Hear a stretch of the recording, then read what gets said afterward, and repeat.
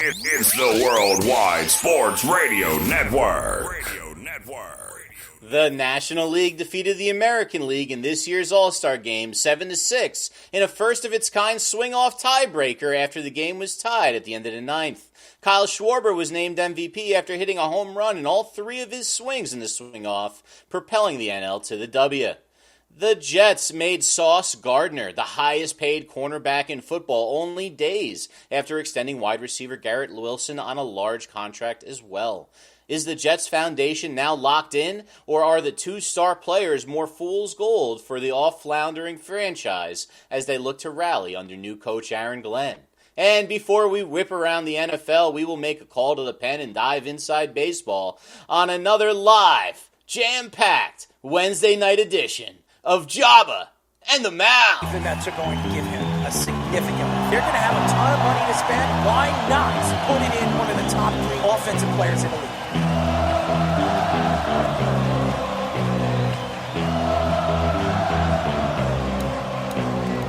We're going to be looking at Aaron Judge and saying that he can't win the big game. Michael Jordan said, I played 82 games. You don't see LeBron doing that. This is a game where you got to go perform. I told you, Giant fans, that Saquon Barkley at this moment. I'm gonna fight them all. A seven-nation army couldn't hold me back. They're gonna rip it off. Taking time. Say whatever you want about Patrick Mahomes. He's the best quarterback in the NFL. Really? And I'm talking to myself at night because I can't forget. Back and forth through my mind behind a cigarette. And the laser's coming from my eyes.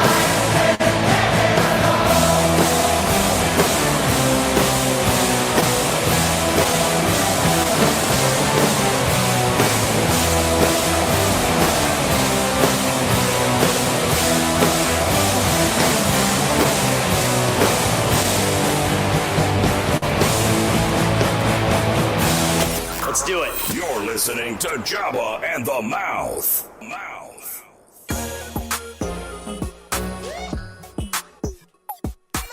Welcome, welcome, welcome! It is jam-packed. Thank God I'm not packing any heat. Speedy definitely isn't packing any heat. You're listening to a new show of Jabba and the Mouth, or Joba in the Mouth. I know he doesn't want to hear it. You know who I am. My name is Errol Marks, my co-host, Jabba Chamberlain, and Speedy Petey. Executive producer, Mr. Aaron Fishman. Our board ops, Mr. Tommy Poops. Nick Goody will be joining us a little bit later. We have a special guest in the studio, which we will announce in just a few moments. Go to our website at www.worldwidesportsradio.com. Check out all our shows throughout the week, including Jabba in the Mouth, every single now, Mondays and Wednesdays at 7:30 p.m. All you have to do to tune in and check out our local listings for all our shows is go to our website at www.worldwidesportsradio.com. And ladies and gentlemen, I've been saying this over and over and over again. And I know we haven't had a lot of callers, and thank God we haven't, because it takes up a lot of time. But if you want to call the show, you can call us at 631-672-3108. Yes, and if you want to call Speedy, I'll give you his number too. And there's somebody else on the hotline if you really want to call. But if you want to call Ghostbusters or anybody else, stay away from that part of the house. Anyways, it's been a crazy, warm, muggy, disgusting day here in Long Island, New York. It was raining earlier this morning. Now it's sunny. It's you know what I hate about Long Island is the weather. It transitions so fast. And it's not like I'm at the beach. I'm not hanging out in the sand or swimming with the sharks. What I'm dealing with is driving on the road with these complete morons. And what I have to deal with is if I don't have my air conditioning on and I just roll down my windows, I got to deal with something like if I was in a sauna or I was in a steam room, because it's horrible. I hate living here. I will never move to Florida. It has to be dry if I move to a hot place. Arizona would be my number one spot if it's hot. Not Texas either, because it's too hot over there, and I'll burn Ours is construction.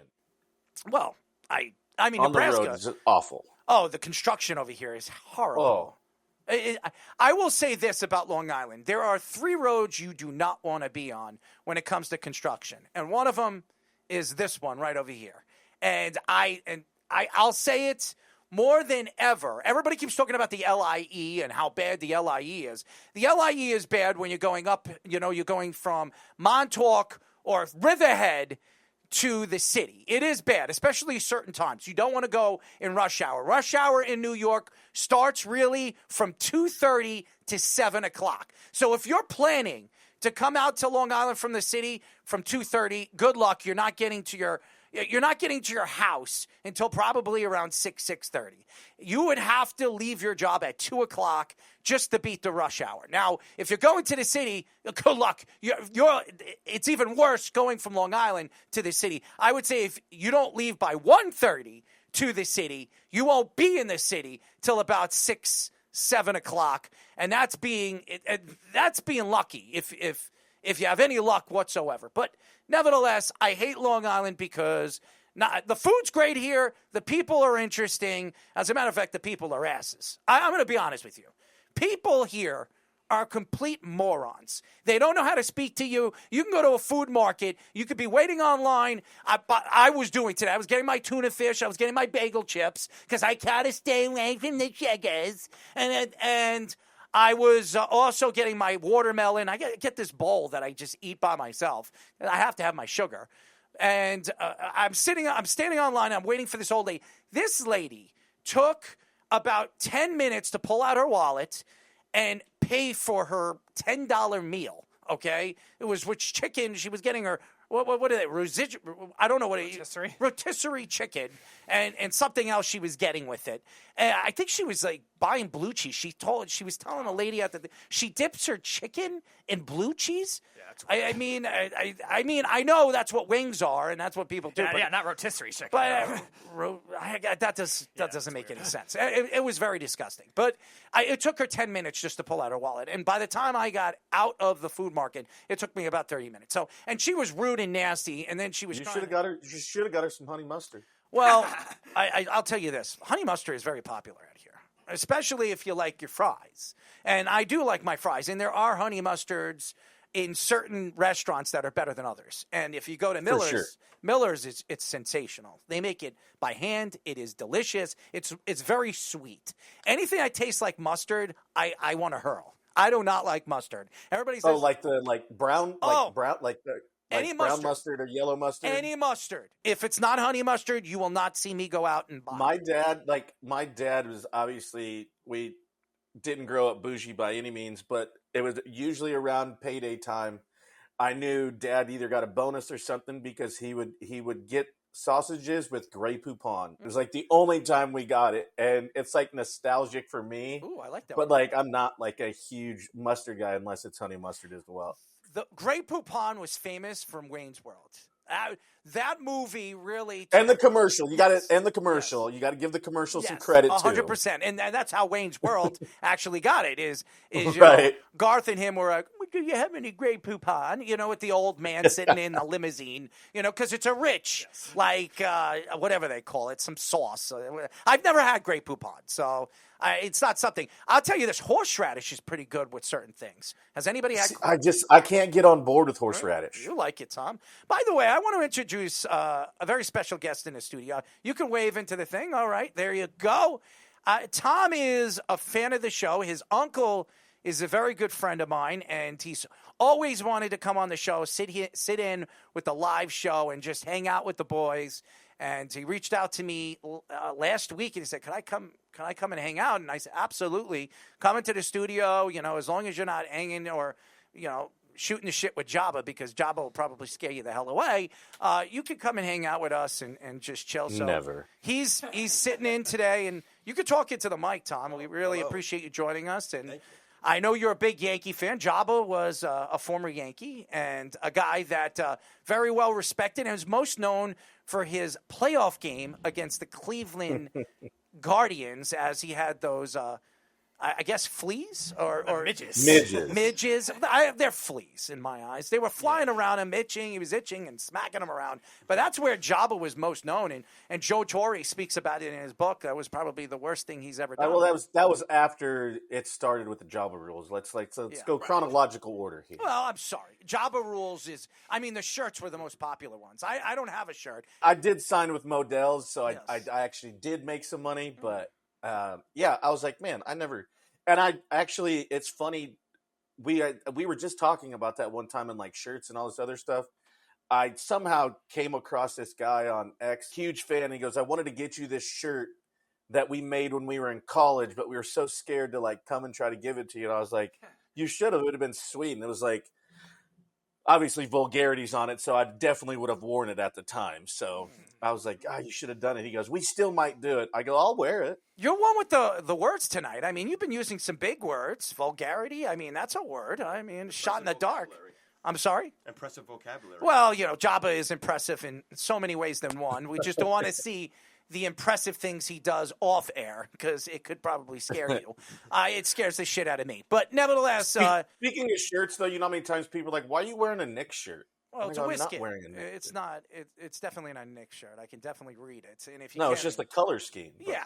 I mean, they copycat it, and if the Knicks want to sue them, they're more than welcome to do that. Jabba, now the real Hey, question. hold on. That's my company, stupid. Shut Well, up. I'm sorry. Then I guess they're going to sue you. My restaurant, dummy. Jabba, the real question is, do you have the Hennessy special for J.R. Smith if he arrives?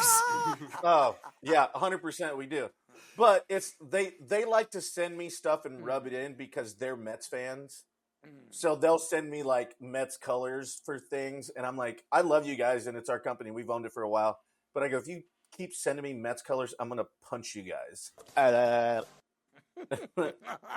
then we just did like an NWO wrestling one. That's actually pretty cool. He tastes himself. Yeah, I think you've worn that one on the show. I remember that one. Yeah. Yep. If I can eat you, Job, I'll eat you right now. I mean, I need some real food. I taste good. I had a really good dinner. I got to ask It was Catherine if you fantastic. taste good. Okay, I got to ask. It was, her, you know your what, fiance. made some taco salads. It was fantastic. Anyways, Are you a nacho or a taco salad? Would you rather do nachos or a taco salad? I'm a nacho guy, but I like taco Nacho? salad. I like taco salad. That's not bad. If you go to Wendy's, they make a pretty good taco salad, believe it or not. At nighttime, if you're looking for something to eat and you want to eat a little bit healthy, you go get their taco salad. It's pretty damn good. It really is. I like their beans, especially when I'm in the bathroom. Nachos, though, you can't get cheese sauce. You got to get regular cheese so your chips don't get soggy. Oh, Jabba is the chef of the show. So, who's the best cook on this show? It's got to be Fish. It's got to be Fish. It's either fish or Goody. Fish. No, I've been a single dad my whole life. Like, get here out it of here. is. We're gonna have to figure this one out. We're gonna have to have a competition, a cook-off. Yeah, we should do like one is like we make our favorite chili, one does steaks, one does burgers. That would be fun. Yeah, let's do it. I'm not much of a cook. There's certain things I'm good at cooking. I have my meatballs, my Swedish meatballs. I have a recipe. It's delicious. Anybody that's had it, and I know I can hit it out of the ballpark. I probably make. I the do. best. That is one food that I honestly like. Obviously, I have the delis and the bodegas and all the other stuff, but a true Italian meatball, like either just by itself or I miss that so bad. Well, then I can make you some meatballs, or you can have some of Speedy's. Anyways, at 8:45, we're going to be talking to a 12-year NFL vet. He's a safety. He's an all-pro safety. He's been in the NFL for a fairly long time. He's played for the Eagles, Browns, and Bills, and Dolphins. And it's the first time on Job in the Mouth. We're very excited to have him on. Jordan Poyer will be joining us. Thank you to Nithin.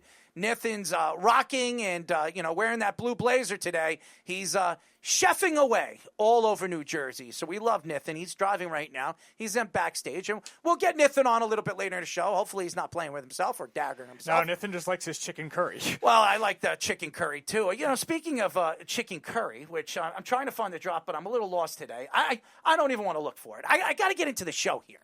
Let's get into it. The National League won the All-Star Game 7-6 in the first ever All-Star Game swing-off. Basically a home run derby in extra innings. The National League had a 6-0 lead after 6 innings, but the American League tied it with 4 runs in the 7th inning and 2 runs in the 9th inning. This led to the first All-Star game swing-off where the National League won 4-3, led by 3 home runs by Kyle Schwarber.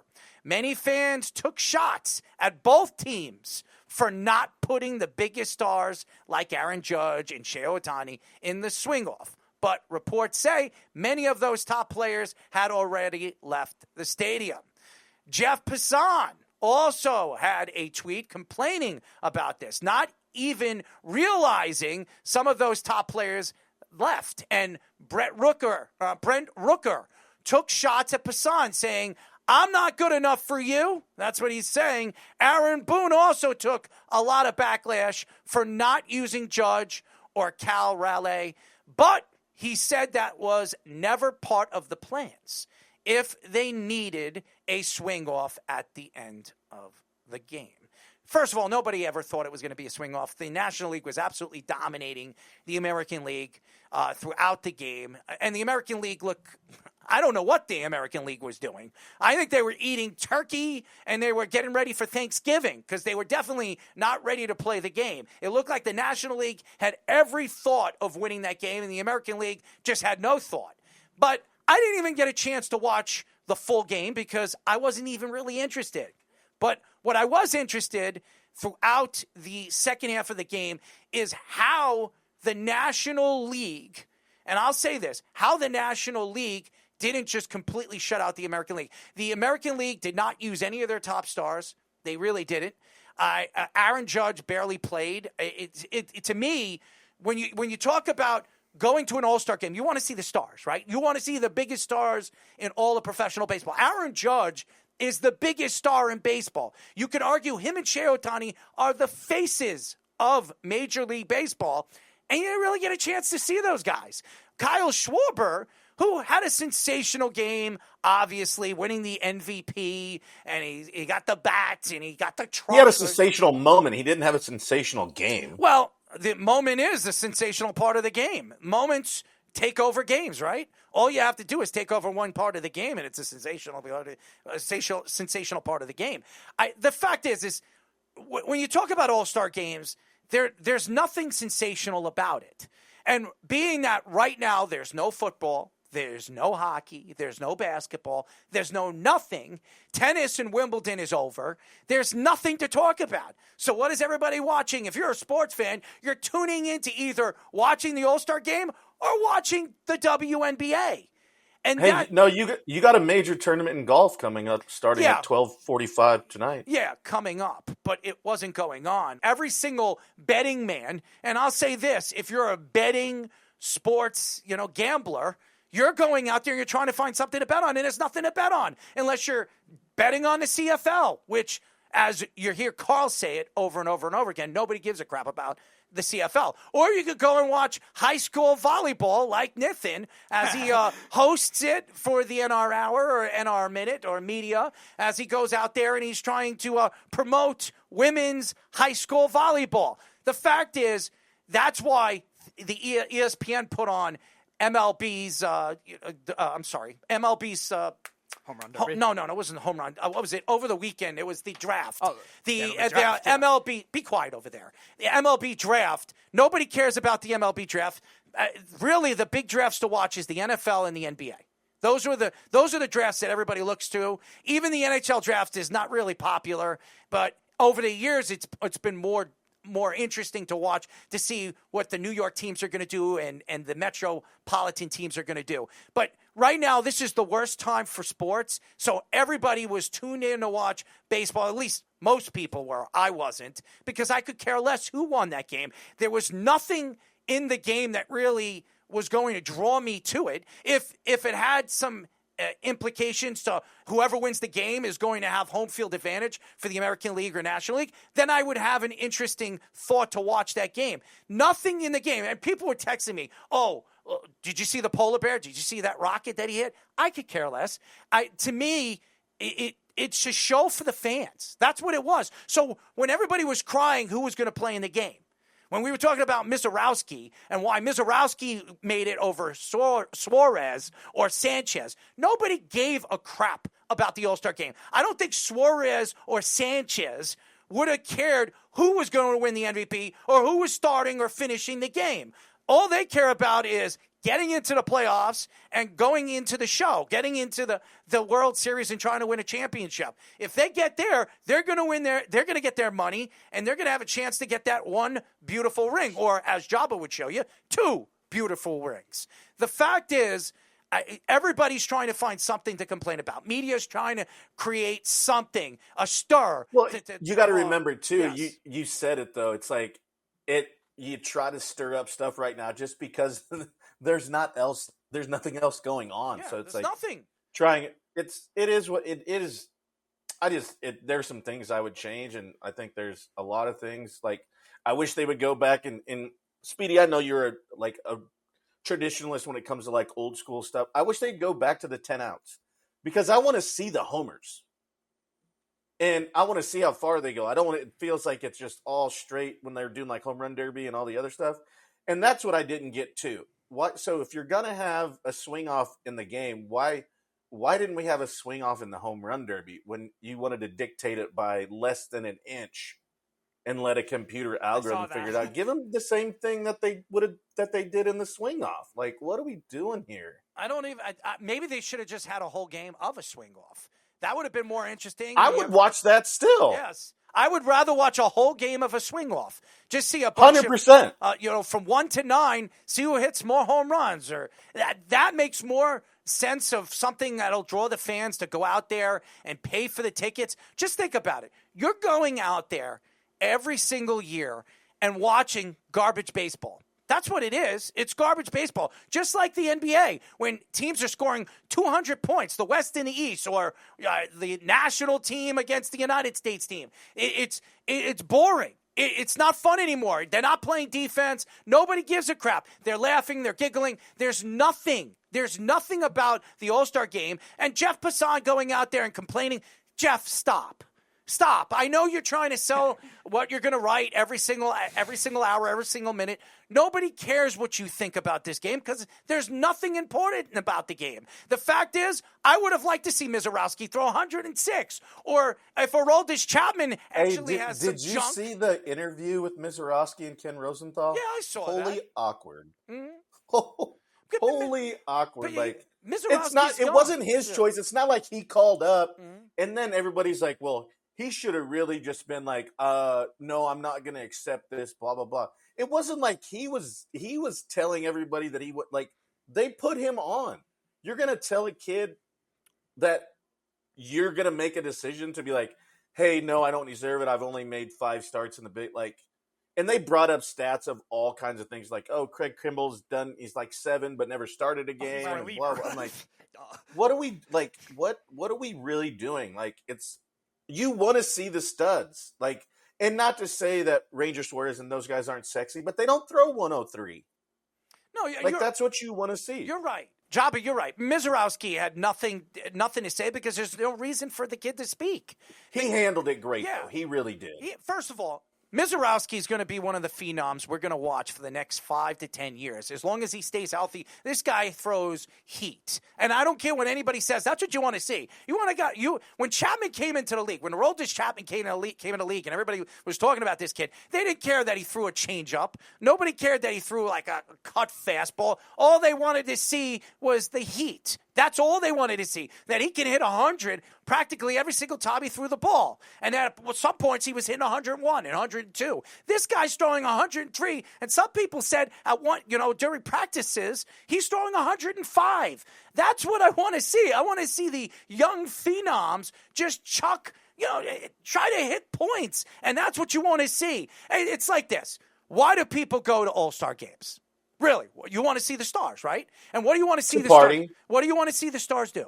You want to see the stars be stars. That's what you want. So why are you watching Aaron Judge play? You want to see him jack a home run 500 feet. Why you want to see Cal Raleigh hit at the plate? Because you want to see him hit 500 home runs if he could. That's what you want to see. You don't want to see, did you see Juan Soto? You see him bitch, and then he plays in the game, and he gets a single or a double. Nobody cares if he's hitting a single or double or draws a walk. Nobody cares. Throw the ball over the plate and let them hit it. That's what I want to see. That's the whole point of the All-Star game, to entertain the fan. Does anybody care that the game was 6-0? Now, I'll tell you this: if the game was like 30-20, and you're watching a baseball game like a hockey, not even a hockey game, like a football game, that would be more interesting than watching a game end up what, 4-3? Nobody cares.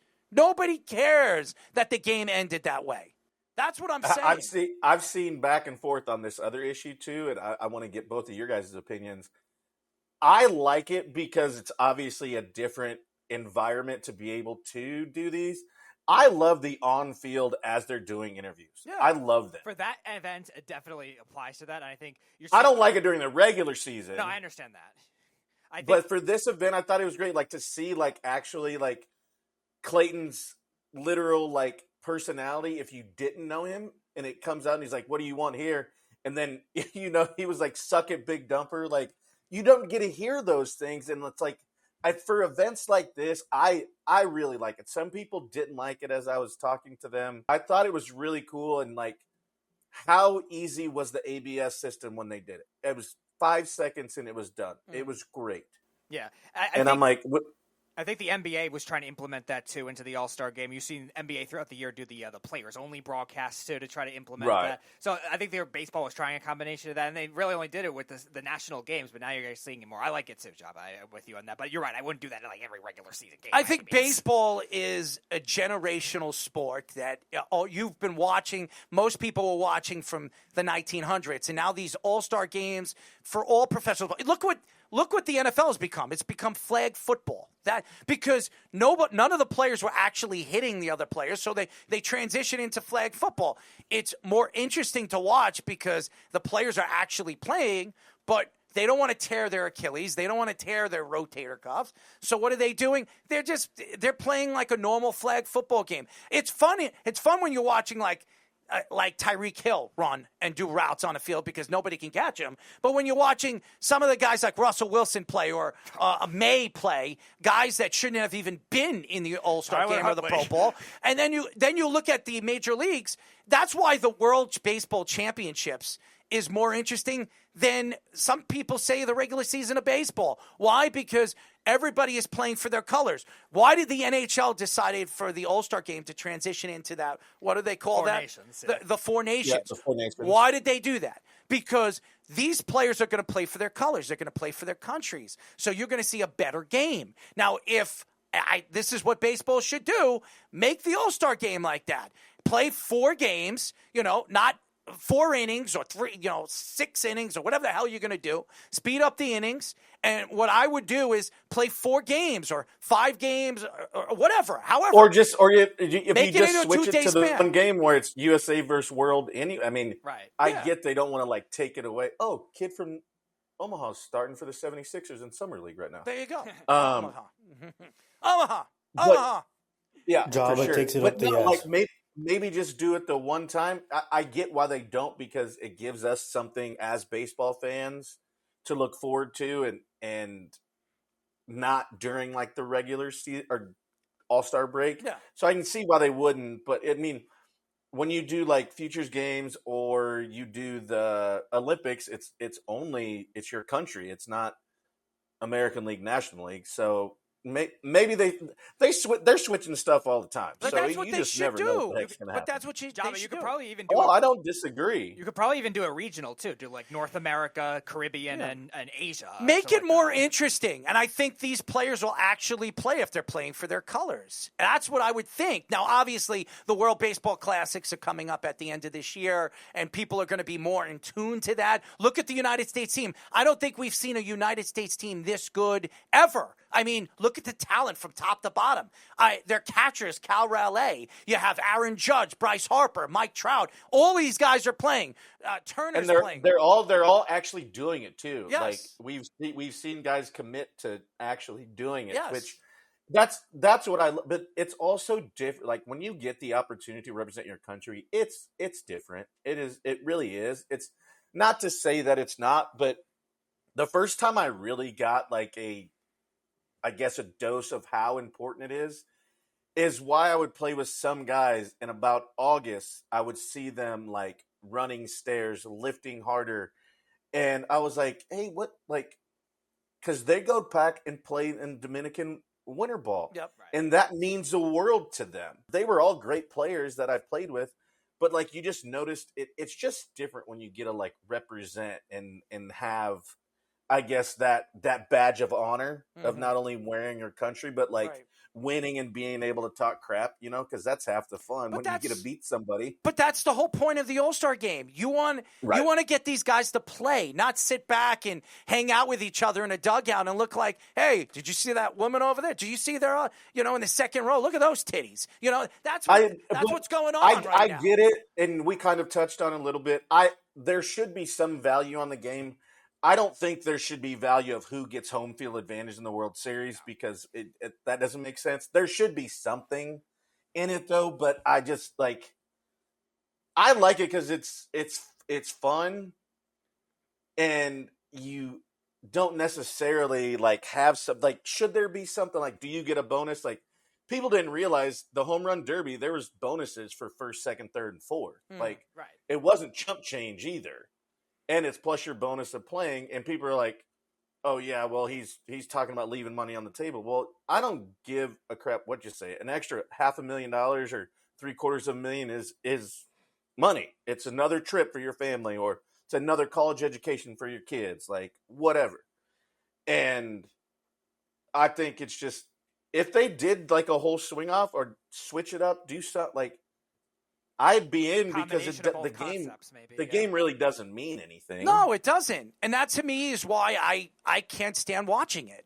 And everybody asked me last night. It's the most watched All-Star game of all the major sports. I know. Probably still the best one, yeah. Well, again, even though football is the biggest sport here in the United States, when it comes to All-Star games and talent, as far as superstars are concerned, there are more superstars. Number one. Yeah, there's more superstars playing in those baseball All-Star games than any of the sports. And again, it's also you make the most money besides basketball, because even though football is bringing in the most endorsements, it's going to the owners really, and it's going to the commissioner. We all know that. It's not really going to the players. When it comes to baseball and it comes to basketball, 90% of it is going to the players. Really, if you look at it, it's a players' league. It's not 90%. I'm sorry. That would be a little too much. I would say 65% is really going somewhere into the players' hands. I look at baseball. Baseball is just, you're really fighting for your own contract. You're your own man when you're going up to the plate.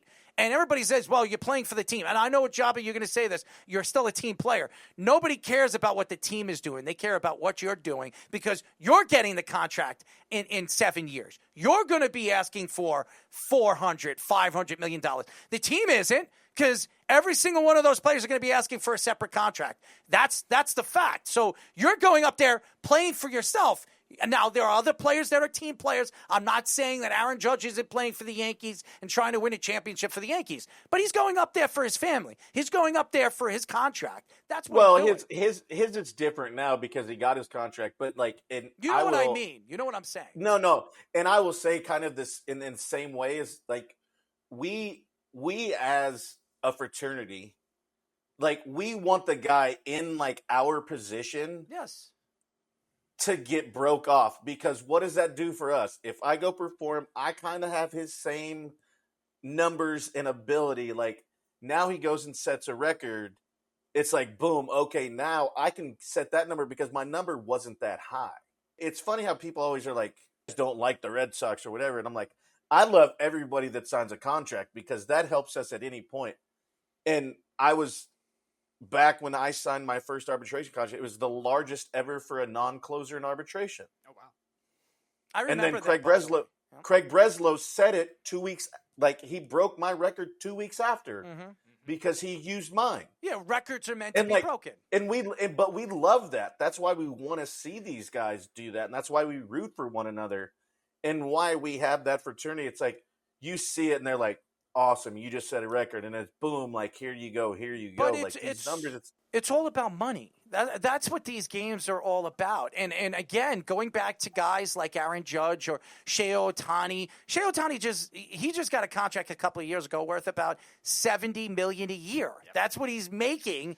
And he's not getting it right now because it's deferred money until like 12 years down the road. But he is going to make his New Balance and Japanese ones. He's making $50 million a year. We all know what he's making every single year without the contract. The whole point is that these players are playing for those teams, but they're really not playing for the brand, the team name, the logo. They're playing for their logo. Why do you think these guys have their own products? Why do you think these guys, after the fact, they're wearing their own cleats, their own names on their cleats, their own socks, their own gloves? I mean, half of these guys are all about promoting their own product, not the MLB. And that's the fact. And I'm just speaking the truth here. So when you're playing in the All-Star game, what are you going to do on national television?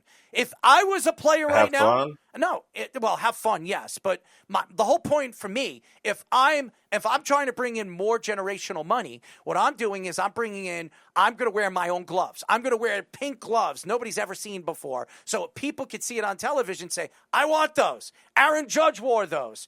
Bryce Harper wore those. Mike Trout wore those. I want those. I'm going to go to the stores to get them. So, hey, and Errol, we shorted Ohtani. This is via Sportico.com. Shohei's supposed to make $102 million off the field. That's ridiculous. How does somebody make $102 million and just be okay with it? That's including the $2 million that he's making playing. So it's $100 million. So 98% of his salary is coming from like New Balance, Beats. Oh my gosh. I didn't realize it was that much. Jabba, go ahead, spit it out, Speedy. Did you see during the Korea series, Jabba, there was that whole like street with all, like their equivalent, Tokyo's equivalent of Times Square just had all Shohei Ohtani either sponsors or videos, like all during that series. That's what I'm saying. These guys are all about making money, generational money through the products that they're trying to sell. So if I'm playing in an All-Star game and I'm out there trying to show off something, I'm showing off something that fans are going to see me wearing or playing with, that they're going to say, Mom, I want that. Dad, I want that. Go get me that. So that's the whole point, I think, for these big games, national televised games, is getting, fans to see what they're doing, what they're wearing, and what they're sporting. I mean, the first thing I see when I would see these guys wear their necklaces is, where do you get that necklace? It's not gold. What is that? Is that black diamonds? And then I'm looking all over social media trying to find a replica of it because I like it. I like the shine. I mean, I saw Patrick Mahomes a couple of years ago after the Super Bowl. He was putting on his necklaces, 2 double black diamond necklaces, and I'm like, are those real? I mean, it was shining in the lights. I'm like, those are hot. I got to find it. So I was all over Amazon. I was all over Google trying to find out what he was wearing. I was Googling Patrick Mahomes necklaces at Super Bowl, blah, blah, blah. I was looking all over for it. I couldn't find it, but that's what I'm saying. When you see it on national television and you're interested in trying to buy the product, the first thing you're going to do is you're going to Google it. You're going to go on Amazon. You're going to try to find it. So I think I love that you said necklace, because you remember, as baseball fans, you remember when the fighting craze came about? Yes. And like those, a buddy sent me one. He goes, I just found this in my parents' house and I wore it because of you. My dad wore one almost till the day I put him in the dirt. I'm like, Dad, that shit ain't hot no more. Let's take that off. They've already paid me my $200,000. Let's not talk about dirt, because Speedy's growing some dirt under his nose. You know what I mean? A lot of dirt under his nose. He's starting to look like Moses again. I mean, eventually he's going to look like Jesus Christ. To me, I look at the game. And the way the game is played over the last couple of years, it's not become a sport where everybody is trying to win the fan over because they're stealing bases or playing great defense. They want to see the jacks. They want to see the home runs. They want to see the power hitters. They want to see those guys hit those 600-foot home runs. I mean, if you ever see one, that's what they want to see. They want to see 100. And how about and the pitchers throwing 100 miles per hour. That's what you want to see consistently. I mean, again, we talk about Scooble. What he does, And it's pretty amazing how he throws the ball and how he notches at the end of the game, his last pitch of the game, pitching a full game, practically really perfect, throwing 103 miles per hour. I mean, it's incredible how much power these guys have at the end of there he is right there. So it's yes, Tarek Skubal. I got the name right. So I look at the game. You want to see the power pitchers. You want to see the power hitters. It doesn't work in the playoffs.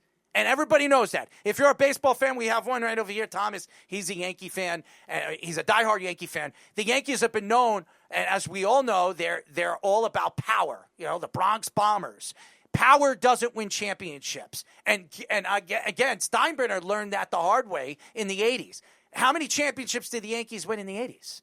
Okay? And terrible in the 80s. But they actually not. They had the best winning percentage in the American League. They did, but they could never get over the hump, and there was no wild card. Win. They had no wild cards at that time. Right. And with Don Mattingly having the best years of his career in the 80s, it didn't really matter. The Yankees ruined Don Mattingly. I would say, 5 of the best years a Yankee has ever had. Go look at Don Mattingly's numbers. They're ridiculous. Aaron Judge did give shout-out, though. Did give shout-out for his Hitman Blazer. Did he give a shout-out to somebody else's Blazer? The Blue Blazer himself? There wasn't the outfits weren't as outlandish as they usually are. Actually, the ESPYs are on tonight. We got to watch that. That's I know. I'm watching it right now. I got to put the ESPYs on because I also find out what stupid thing LeBron will say. Well, I could care less what LeBron's going to say. And by the way, the LJA is there. Everybody is there from the LJA. Yeah, I saw Chris Paul there. Carmelo. What the hell is Chris Paul the entire clique. and Carmelo Anthony and Dwayne Wade doing there? They're not even in the league anymore. What the hell are they doing at the ESPY Awards? I don't. And by the way, they're probably going to go up there. Probably getting away from their wives. No, their wives are with them. Their wives are with them. Oh, they're part of the wine clique, Java. Is this it right here? This has got to be it. It's ABC, so it's got to be it. Best championship performance. I think what baseball needs is they need to figure out a way that's going to draw more fans or more young baseball fans to be more intrigued to watch a professional all-star game. Because to me, I have no interest, and that's why I wasn't really tuned in to watch it. That's the point. I would rather watch the NBA All-Star Game and watch these guys do these tomahawk dunks or Giannis, throw the ball against the backboard, or I saw Chris Paul bounce the ball off the backboard to Blake Griffin over the years. I mean, that's what you want to see. You want to see these crazy, ridiculous dunks and crazy things in the All-Star game. You just don't see that in baseball. It's either. But I think it's different though, because you got guys like pulling up basically from half court. Like at least baseball has some realness of what the real game is, because you still got to stay in 60 feet 6 inches. You're not going to pull from half court unless it's a buzzer beater. You're still going to swing. You're going to be smart. So I think there's a little bit different flashiness when it comes down to it. And it's like Eugenio Suarez, who, thank goodness nothing happened, but he got hit in the 8th inning. There's real stuff. Like, you're still getting faced. I just think it's literally like the NBA is a gimmick. The MLB is still the game. I think it's all. It's not. They're not like going balls to the wall, right? Jabba, the game. Every single sport is a gimmick now. It's all about business. It's all about money. Not MLB also, because you still. Are you kidding me? The betting man is going to go out there and bet on the whole game. They're going to bet on the whole game. Bryce Harper, is he going to get a hit in the game? Is right? Aaron I'm Judge not saying they are, but is the score 30-20 like you brought up earlier? No, it's still a game. It's not 165 to 150. I would rather it be a gimmick than watch the garbage of a game. No, I want to watch it 6-0. They come back, the infield thing, and he runs his tail off. Stephen Kwan ran as hard as he did in the regular season to beat that ball out. Ronald Acuna did the same thing early in the game to beat a ball out in first. I love that. NBA All-Star Game is hot garbage. As Charles Barkley would say, it's terrible. Oh, well, speaking of not hot garbage, there is a New York Jet that is celebrating today. NFL Network's Tom Pelissero reports that the Jets have signed Sauce Gardner to a 4-year, $120.4 million deal. $85.6 million of the money is guaranteed, and the deal is worth $30.1 million per year, the most ever to a cornerback in NFL history. Sauce is one of 3 defensive players in NFL history to be a first-team All-Pro in his first 2 seasons, joining Lawrence Taylor and Micah Parsons. Ian Rappaport reports that the Jets have given Garrett Wilson a 4-year, $130 million deal, which is extended all the way to 2026. $90 million of it is guaranteed, and the deal is worth $32.5 million per year, 5th highest among wide receivers. He also gets a $13.75 million signing bonus with other performance-based bonuses worth about $20 million. And $20 million, and keeping them happy was his number one priority, and wanting to avoid training camp drama he is seeing with the other teams. And by the way, Speedy likes to add these numbers and statistics. I could care less where he is. I'll make it really simple here. Garrett Wilson does not deserve the money that he got. I'm a Jet fan, and I support Garrett Wilson. And I know I listened to so many Jet guys on their podcasts over the last couple of days praising Garrett Wilson. Here's my praise. If you bring up his numbers, he played with not great quarterbacks, and Aaron Rodgers, that wasn't the same quarterback his final year as a New York Jet, because he really didn't even play his first year because he tore his Achilles with 4 plays. So let's take that out of the picture. He made one unbelievable grab last year that is probably going to be defined. I don't know if it's up for an award, but it's probably is it up for award? I would imagine it has to be. Is it or is it not? Don't say you're imagining it. Yeah, you got to look. Is it up for an award or not? See. So the fact here is Garrett Wilson made one play that really stood out to me. Throughout the season, he was bitching and moaning that Aaron Rodgers was not throwing the ball. When they brought Davante Adams in, he saw more catches because they were trying to double team. There was a catch, double team Davante Adams over Garrett Wilson. Garrett Wilson made so many drops. I remember in the Pittsburgh Steelers game, how many bobbles did he have? It was a big problem. Against Kansas City, the bobbles that he had. These are the facts here. If you don't play well in primetime games, why are we paying him primetime money?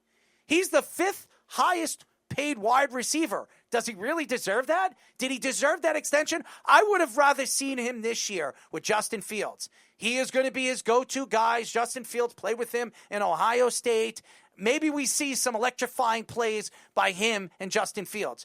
To give a guy that kind of money, it's ridiculous. He hasn't done anything. Is he an all-pro player? Well, he was Rookie of the Year. He was. And so was Sauce Gardner. And we'll get into Sauce's contract because very well deserved. Yes. Even though last year he wasn't the same player his first 2 seasons. But I'll get into that. The fact here, and I said it on Monday, Garrett Wilson is going to be a good player. Going to be a good player. But as a Jet fan, when you're betting and putting all your eggs in that basket and it fails, the Jets are going to be looked at an organization, once again, that's incompetent. They brought in a new GM.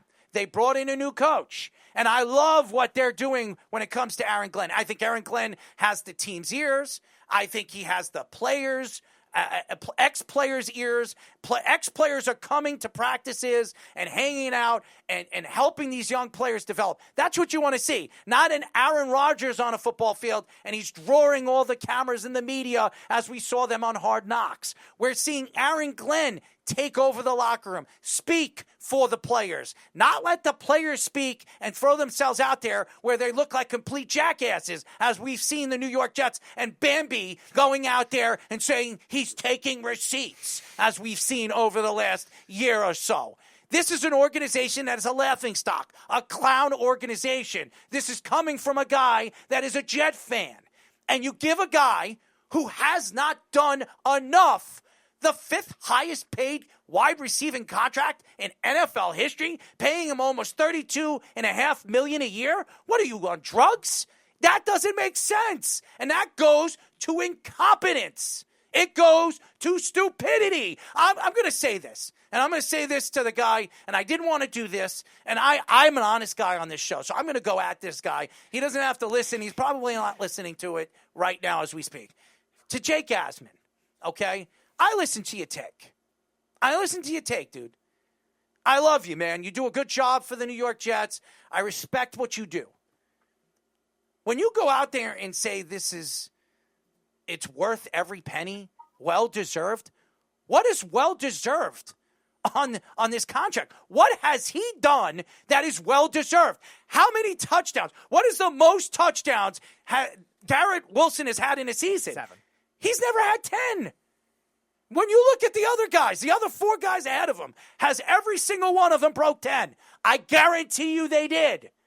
This guy is the highest touchdown total rate he's had is 7, and you're going to give this guy in a 3-year, 4-year span $130 million? Yeah. He's getting paid what he's doing in the NFL. Yeah. And I, as a Jet fan, and I know Fish is good. I heard Fish's take in the beginning of the show. I heard what he said.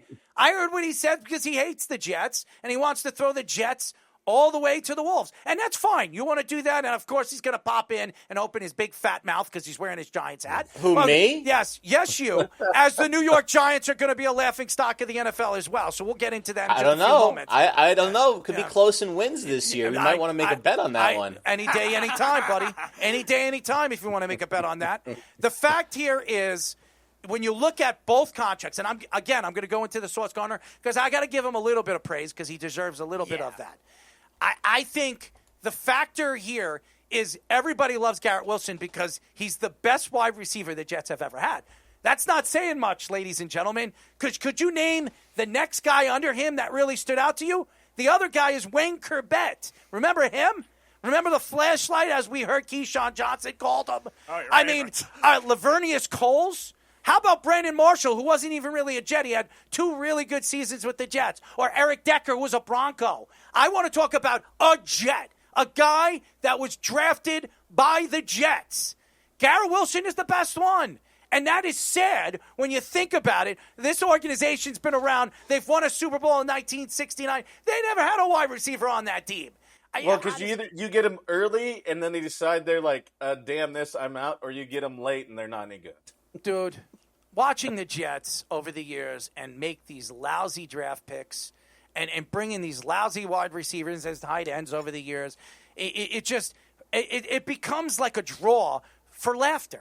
Everybody that thinks of the New York Jets and their stupidity, they're very good at drafting defensive players, yes. Horrible at drafting offensive players. As we talk about the quarterback position, they're going to free agency trying to soar for a quarterback and try to hope you can spin the wheel, make the deal, when you had guys like Sam Darnold, who you drafted, who accomplished a lot over there in Minnesota, or Geno Smith, who accomplished a lot in Seattle, almost won an MVP, and both guys almost were up for MVPs, and they couldn't do it with the Jets. And then you go after guys I'm not going to mention who couldn't hit a broadside of a barn, okay?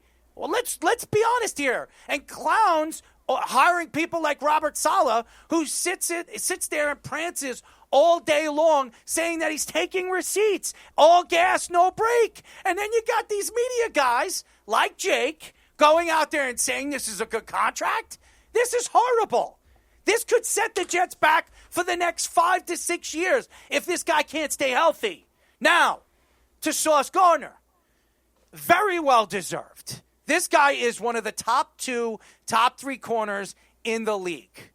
And nobody could argue that and say differently. Last year, he had an off year. There are guys that have off years. Nevertheless, when this guy is playing at the top of his game, yeah, he's pulling on jerseys. So is everybody. Patrick Surtain, to me, is the only corner in this league I take over this guy.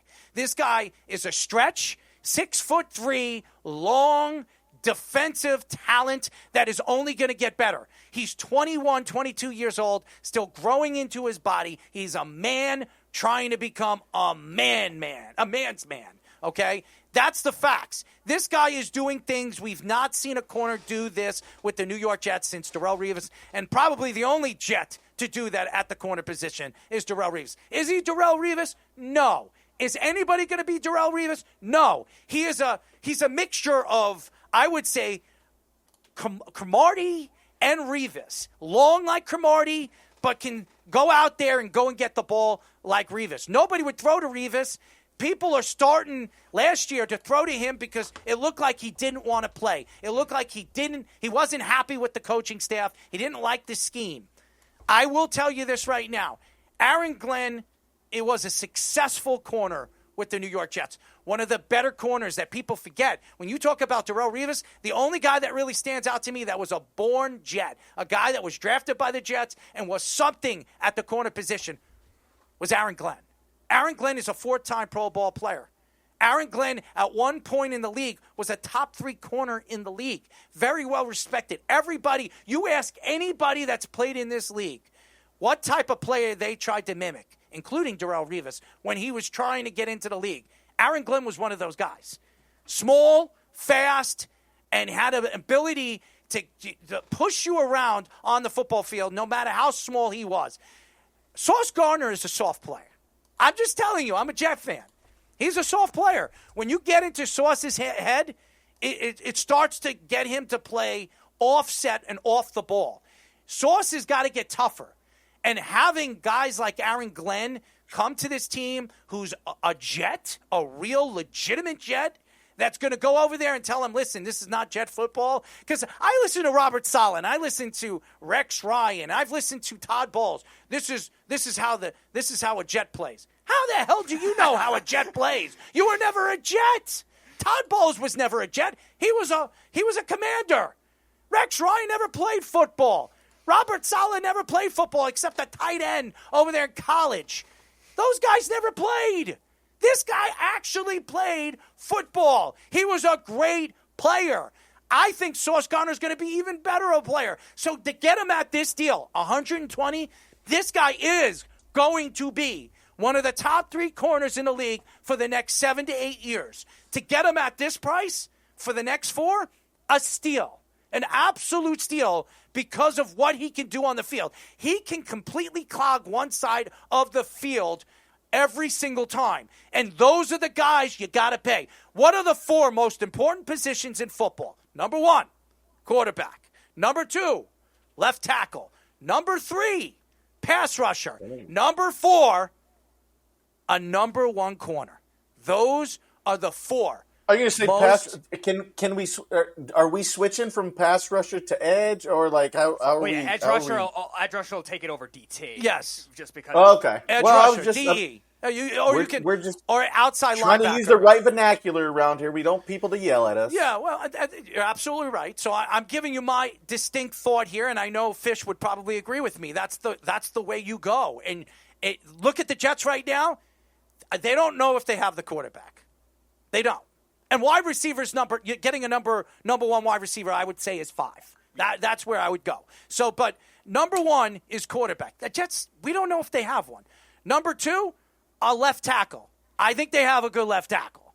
Number 3, a pass rusher. I think the Jets could have 2 quality young pass rushers. We got to see if one stays healthy and comes back healthy. But I think they figure they do have one over there in Will McDonald. I think he's going to be a pretty good one.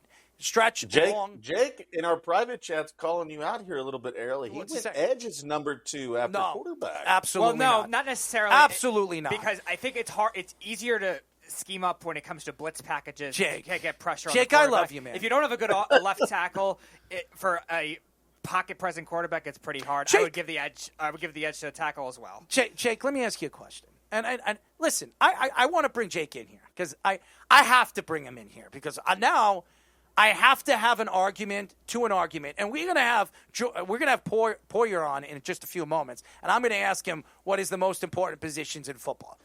Jake, but you got to do it in the same way you just did it. It's got to be the top 5.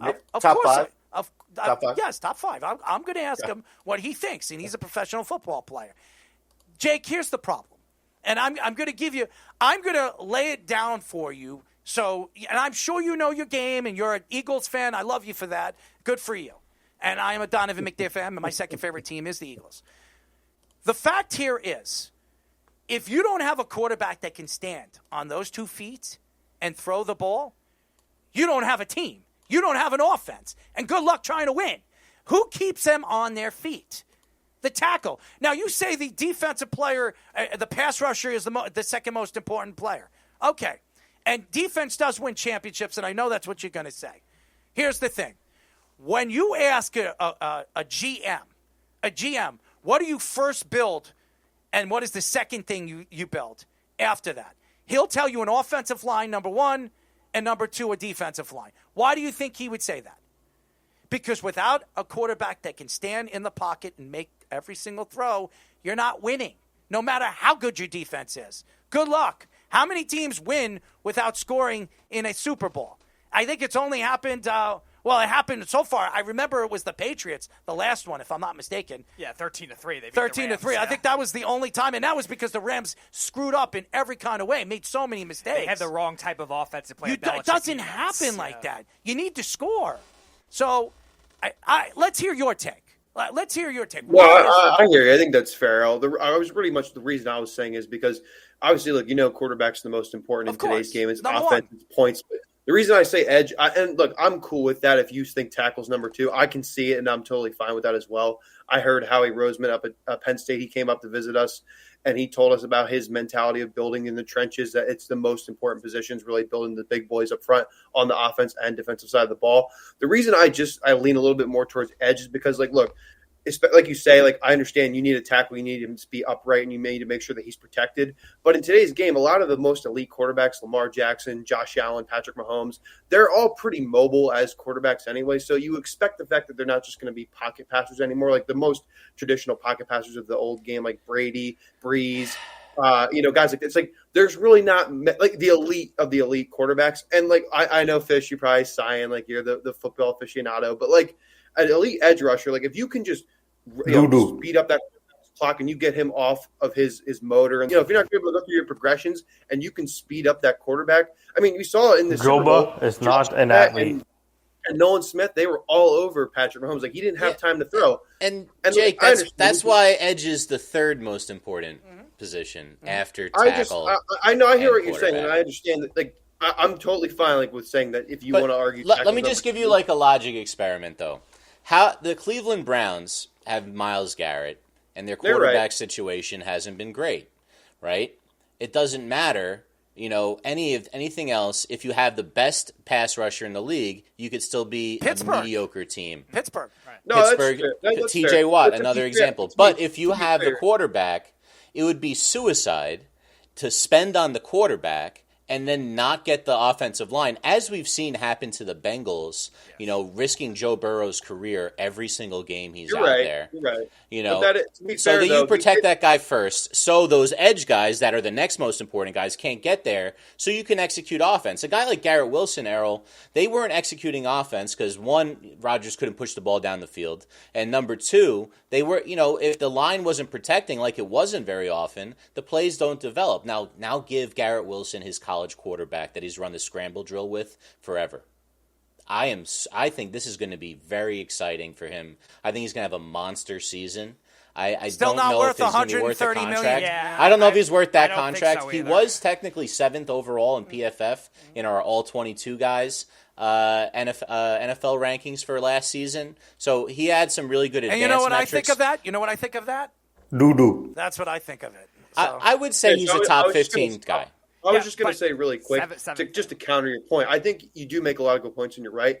If you don't have the edge rusher, but you don't have the quarterback, it doesn't really matter. But if you look at it too, the Bengals did make it to the Super Bowl despite not having elite protection for Joe Burrow. And also, you look at the Browns as well. They had Joe Thomas forever, and it didn't really matter. They had no one under center, so even though they had an elite tackle, it didn't really matter because they didn't even have the guy to protect back there who was worth it. So I hear what you're saying. Just drop a Joe Thomas reference. But Joe Thomas, fantastic player. That's what I mean. obviously. Joe Thomas was arguably the best Quarterback Browns player. first. All right, Quarterback has to but be here's the the thing. guy Oh first. no, yeah, Let's no go. one debates that. Let's Of go course, back. of Let's course. go. Let's go back to the Jets. The Jets have always had good offensive linemen, especially centers. Mawai is a Hall of Famer.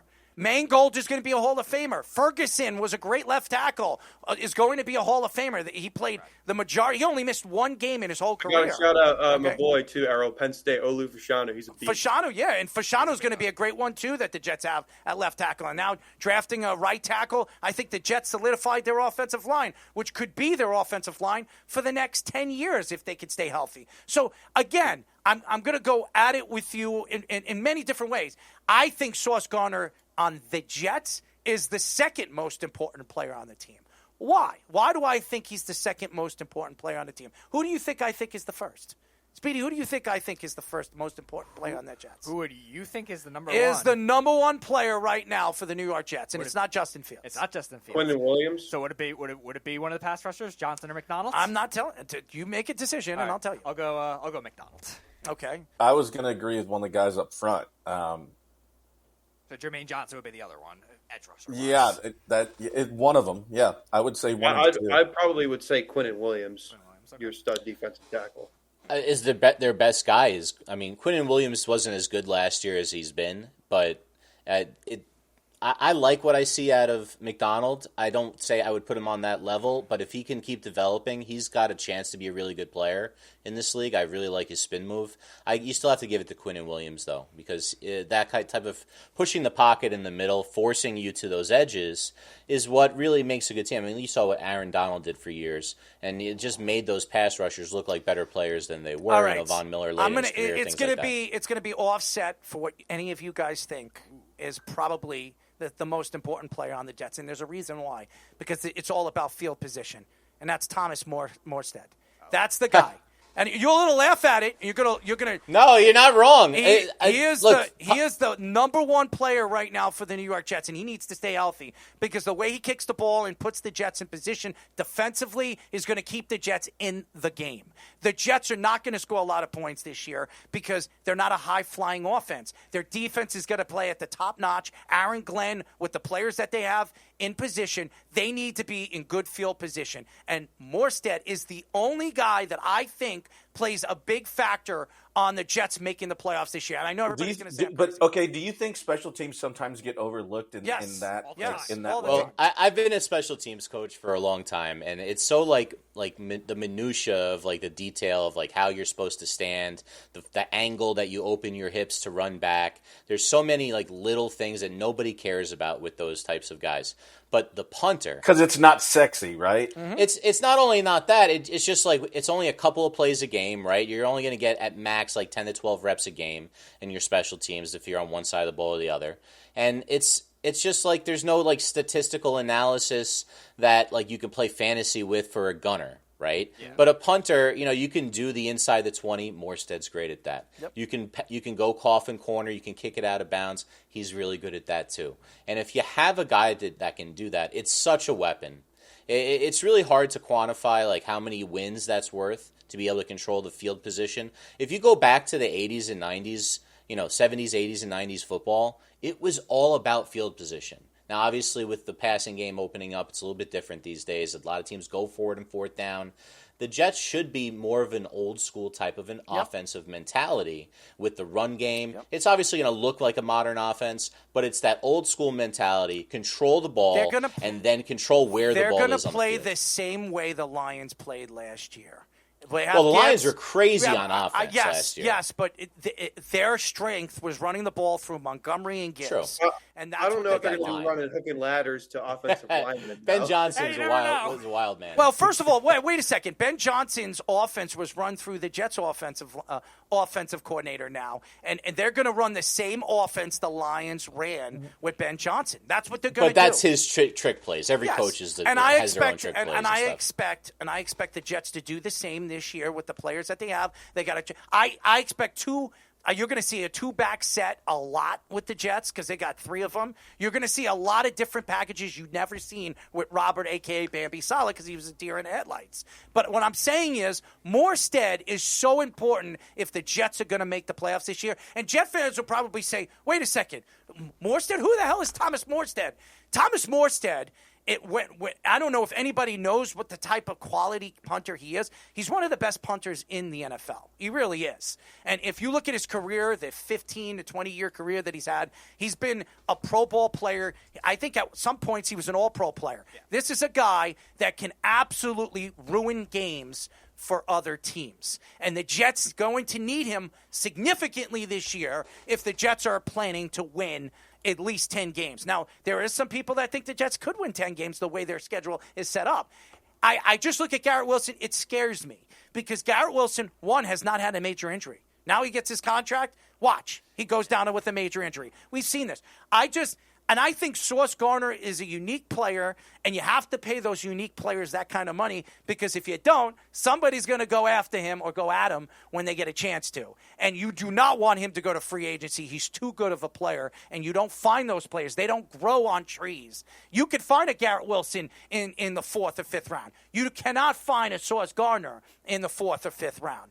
That's the difference. He'll be 28 at the end of this contract, correct? Yes. And he's still going to be young. He's going to get another big one. And he's still durable enough, too. And his first 2 years were such great peak years that you have to give him that kind of money. Now, at the start of the offseason, Derek Stingley, before he got that $30 million contract, maybe you weren't thinking that it was going to spike that much. But once you paid Stingley, you had to pay Sauce that much because he's been better and much more healthier. And like Errol was saying before, I think a lot of his issues last year were just due to lack of effort, just not caring as much once the Jets were falling apart in that season. But at his peak, there's nothing that Sauce can't do. Yeah, he tugs on jerseys a little bit here and there. Yes, he's a bit outspoken. So is Jalen Ramsey at the beginning of his career as well. And Sauce, his first 2 years were better than Jalen Ramsey. So he's going to be worth that kind of money. And I'm with you on Garrett Wilson, too. I like the fact that they gave him the contract as the extension, but 32 is definitely a lot. Now, he's the only one higher than him that DK Metcalf doesn't deserve that either. But. Why is LiAngelo Ball on the stage rapping?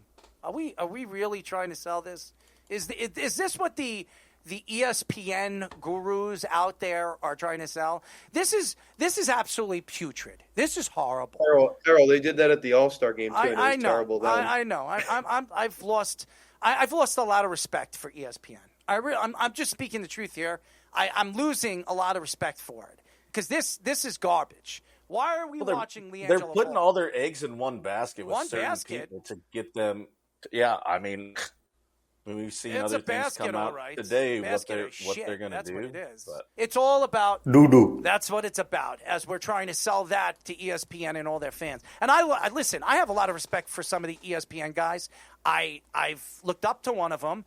He might be listening to the show right now. Over the last couple of years, he's a very smart, educated guy that knows this industry from the back of his hand. But when you watch this, what's going on? Why is the ESPN executives believing that putting LiAngelo Ball is going to be a selling point to selling their product on television? It just doesn't make any sense. But to get back to what the Jets are doing with their players, you expected Garrett Wilson and Sauce Gardner to get a big contract but Garrett Wilson before they brought Aaron Glenn in and got rid of Aaron Rodgers, he wanted out. He wanted out. A lot of people thought he did not want to be a Jet. He wanted to go elsewhere. What did the Jets need to do to make him happy? Well, they gave him his quarterback, his college quarterback for Ohio State, a Buckeye, where he put up these numbers, sensational numbers over there in Ohio State. So they gave him that. And then the other thing they did, which made him happy, is they gave him Aaron Glenn, a guy that is very well respected around the league, a guy that's very good with the players, and a guy that will let the players be themselves, but also be a teacher and a drill sergeant. And that's what Garrett Wilson likes, as Garrett Wilson came out and said. He doesn't like guys that are not going to push him. He wants guys that are going to push him to the next level. So that's what he did, so they made him happy. So let's go kiss his ass. Let's go get on your hands and knees and give him a nice little back rub or, a little tally sausage party, as Petey would say. All right, long, dark, and thick. Quickly, because our guest is in right now, I just want to finish up with Garrett Wilson, too. I probably would have paid him what Jalen Waddle got, about 28, 29 a year. I think there was definitely 32, seemed like a lot. But you're right. I do love what Aaron Glenn is doing, establishing the culture right away with both of those guys. I think it's great. And I think what Aaron Glenn could do for the Jets is something that a lot of these Jet guys have not done over the years. So let's hope that this is a lot better than what we've seen, especially Robert, a.k.a. Bambi Saleh, as he's taking receipts over there with the 49ers. How many receipts is it going to take for Kyle Shanahan to get fired this year? I don't know. Ladies and gentlemen, I'm going to bet. I would bet the Vegas book that if the 49ers don't make the playoffs this year, Kyle Shanahan is outie. As I said it to Fish and everybody, you book it, you bank it on Arrow. It might be 1,500 to 1. I'm telling you right now, Kyle Shanahan doesn't get that 49ers team to the playoffs, he's fired, as Vince McMahon always said. All right, let's go to the deuce of the day. The deuce of the day. You log. Not a log. I don't have a log, but I mean,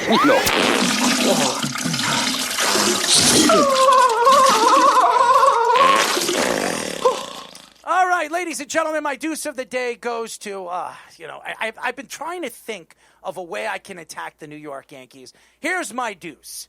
To the Chizzy man, who came out after that debacle of a home run derby and said, hey, Yankee fans, don't worry about the home run derby. I'm going to do something electrifying after going into the second half of the season. I'm going to take my team to a World Series and win a World Series. This is the problem right now with the New York Yankees. You have spectators and asses like Jazz Chisholm coming out and again saying that the Yankees are going to win a World Series and he's going to help them go all the way to a World Series and win one when the guy couldn't hit more than 3 home runs in a home run derby when somebody's lobbing the ball over the plate. This idiot had the audacity after say the Yankees are going to the World Series and he's going to help them go there.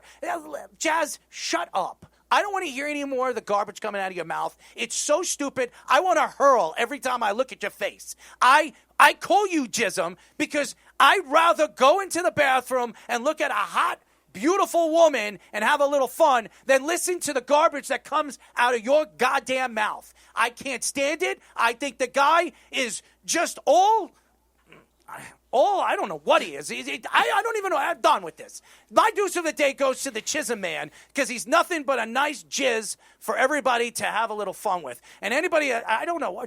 I forgot what Nathan said. There was a porn star all over the tabloids recently. I think I'd rather look at her than look at Jazz actually play baseball. I know he's playing pretty good baseball. I know he's one of the hottest hitters in baseball in the last couple of weeks. The guy made an embarrassment of himself right there at the home run derby, and then he comes out and says that embarrassing crap. It's just, I'm so tired of hearing him. I don't want to hear it anymore. Just shut your mouth. Zip your mouth. I'd rather hear Aaron Judge open his mouth than hear you say it. Anyways, when we come back, ladies and gentlemen, he's been sitting, he's been relaxing and probably laughing his butt off. I'd be laughing too. We will be talking to 12-year NFL safety. He played for the Eagles, Browns, and Bills, and the Dolphins, and he's going to be on the Job on the Mouth show for the first time thanks to the old Nith boy, the one, the only, Jordan Poyer. Blue Blazer. Yeah, no, it's not the Blue Blazer. Jordan Poyer will be joining us when we come back, but first, our Sports Minute with the Fish Man. 3, 2, 1. This is the Jabba and the Mouth Sports Minute. All right, guys. Aaron Fishman here once again with your Sports Minute. Got a few stories tonight and no scores. There's nothing going on. I'm not going to give you the WNBA scores. You can look them up if you want. In the NBA, the Phoenix Suns and wing Bradley Beal agreed to a buyout of his contract, which was then stretched using the stretch provision.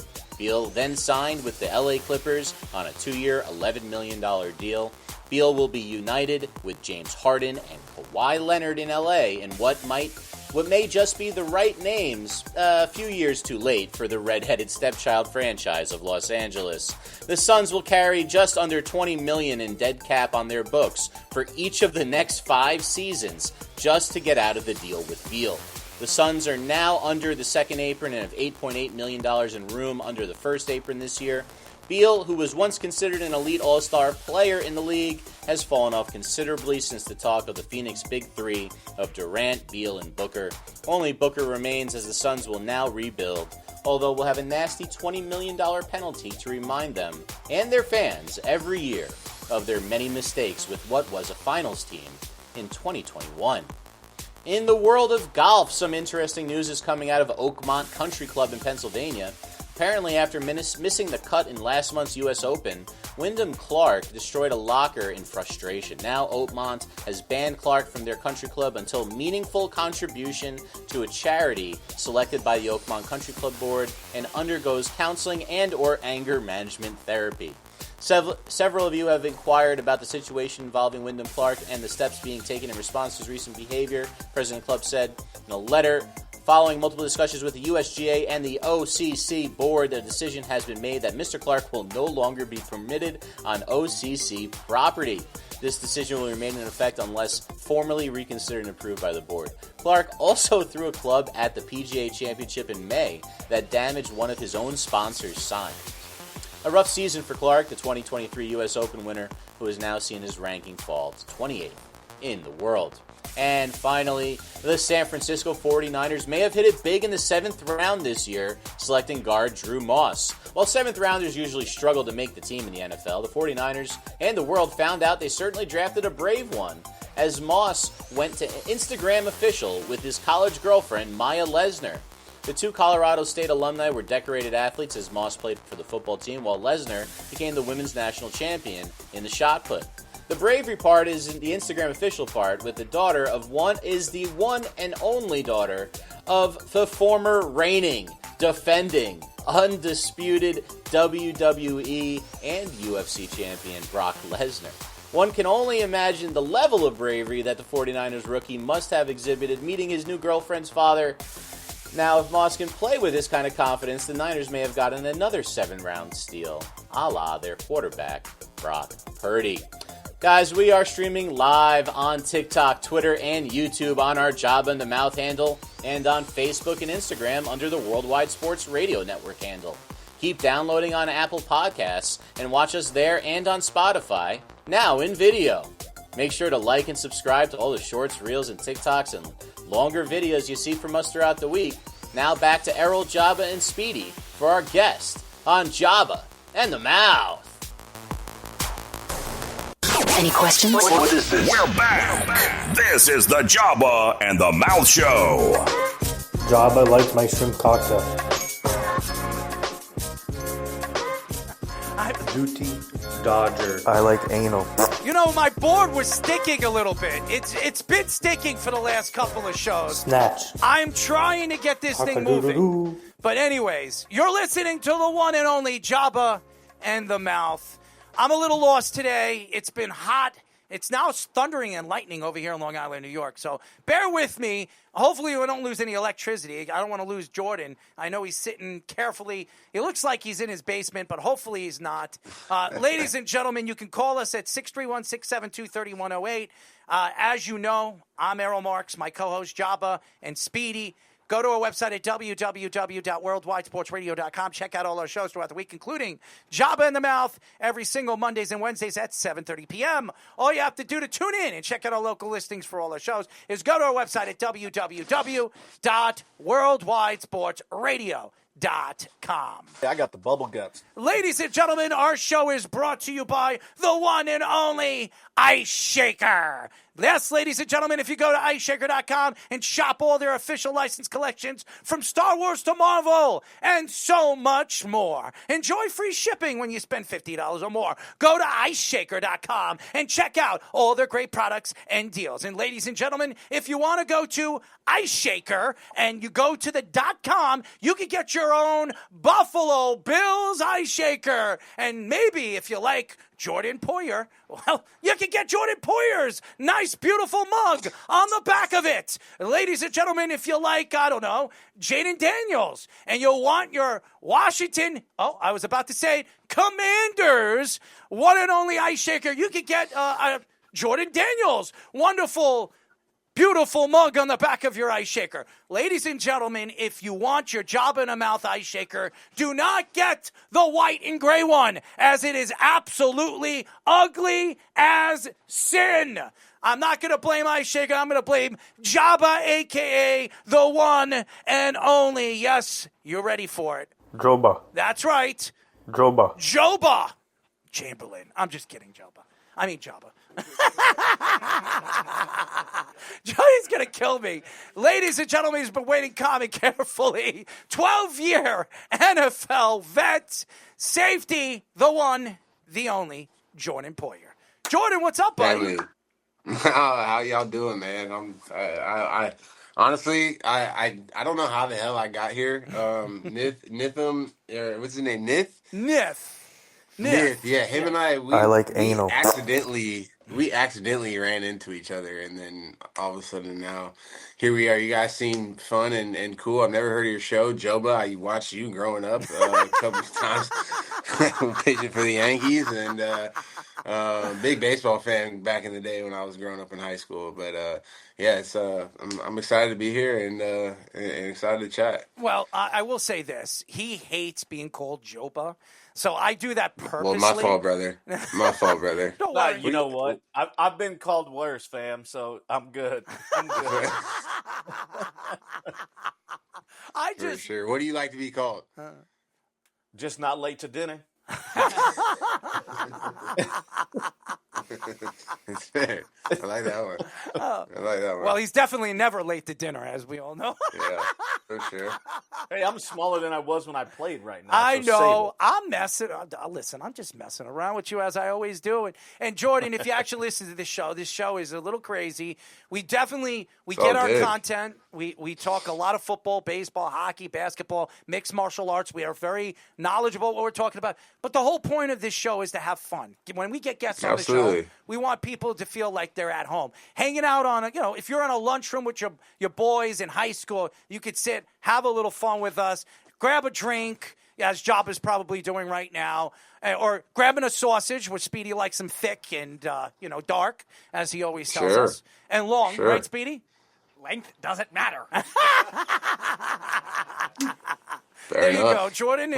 Length doesn't matter. Anyways, Jordan, there's a lot of football to get into, and it's crazy because the football season is right around the corner. OTAs are right around the corner, and before we get into your thoughts of what happened last year, where do you see yourself this year as an NFL player? Do you see a team out there that you want to play for, and why?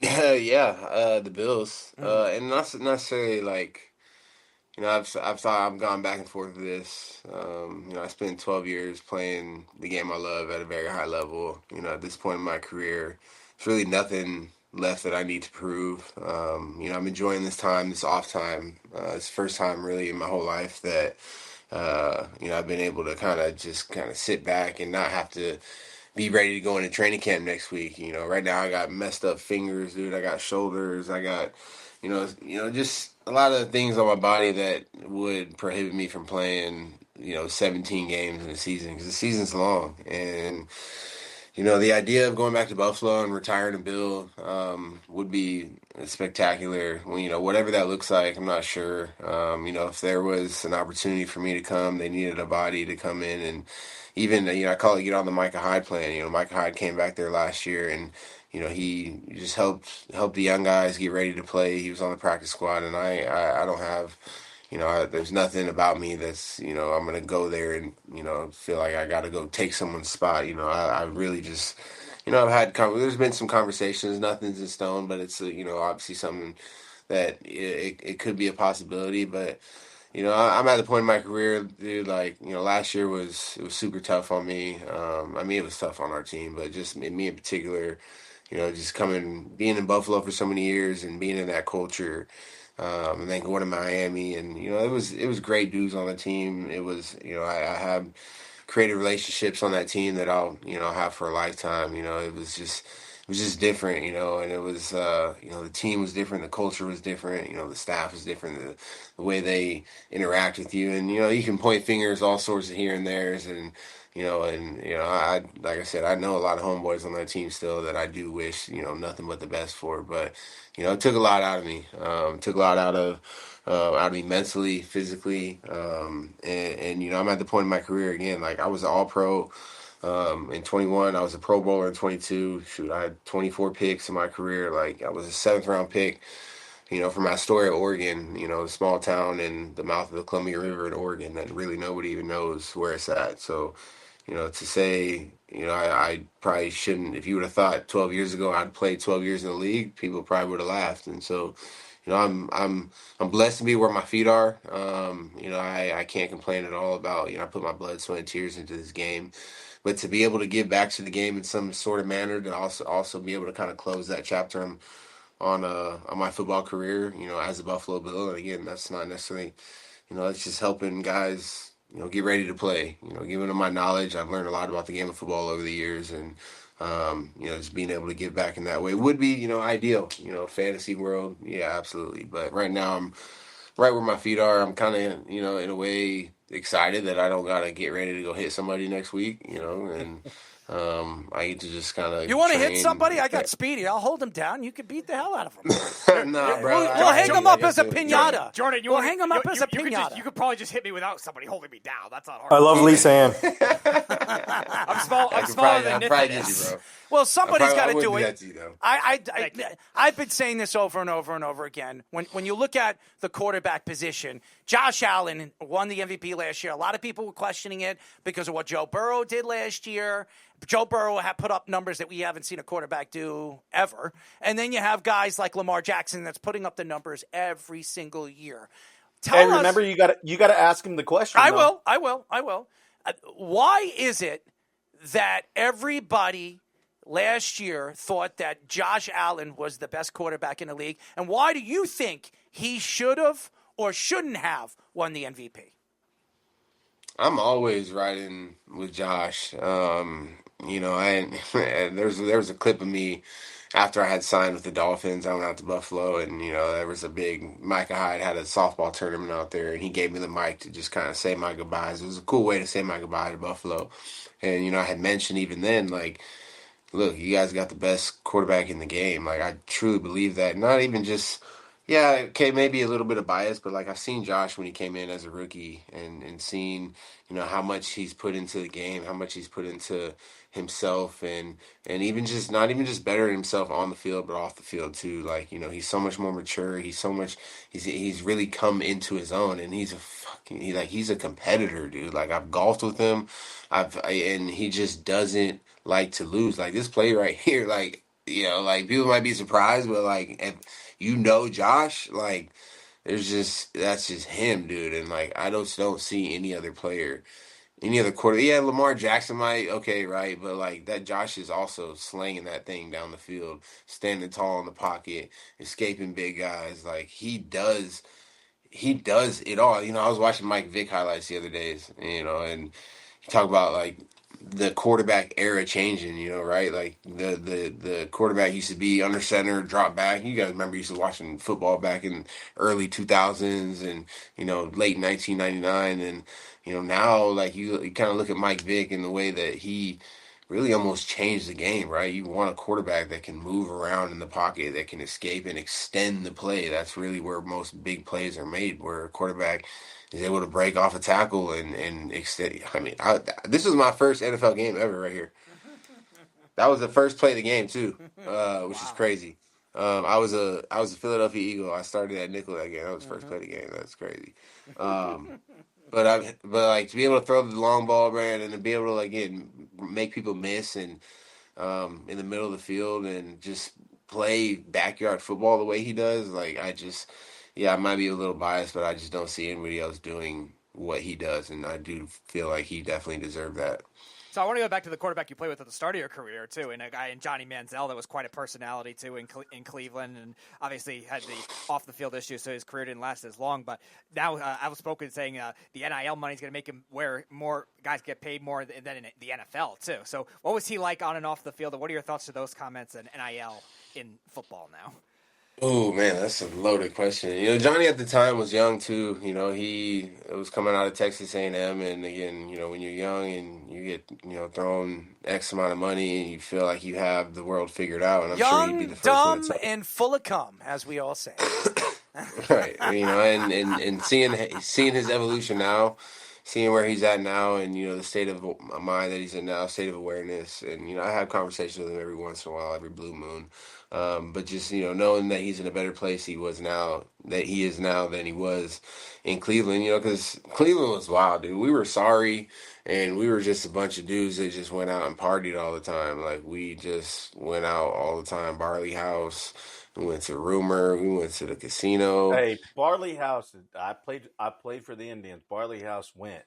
Barley House went, son. Went crazy. Hey, and then when it closed, I'm not trying to dime anybody out, but when you go in the back room when it gets closed, fam. Oh, for sure. They gonna let you stay a while. What are you doing in the back room, Jabba? What are you doing in the No, back room?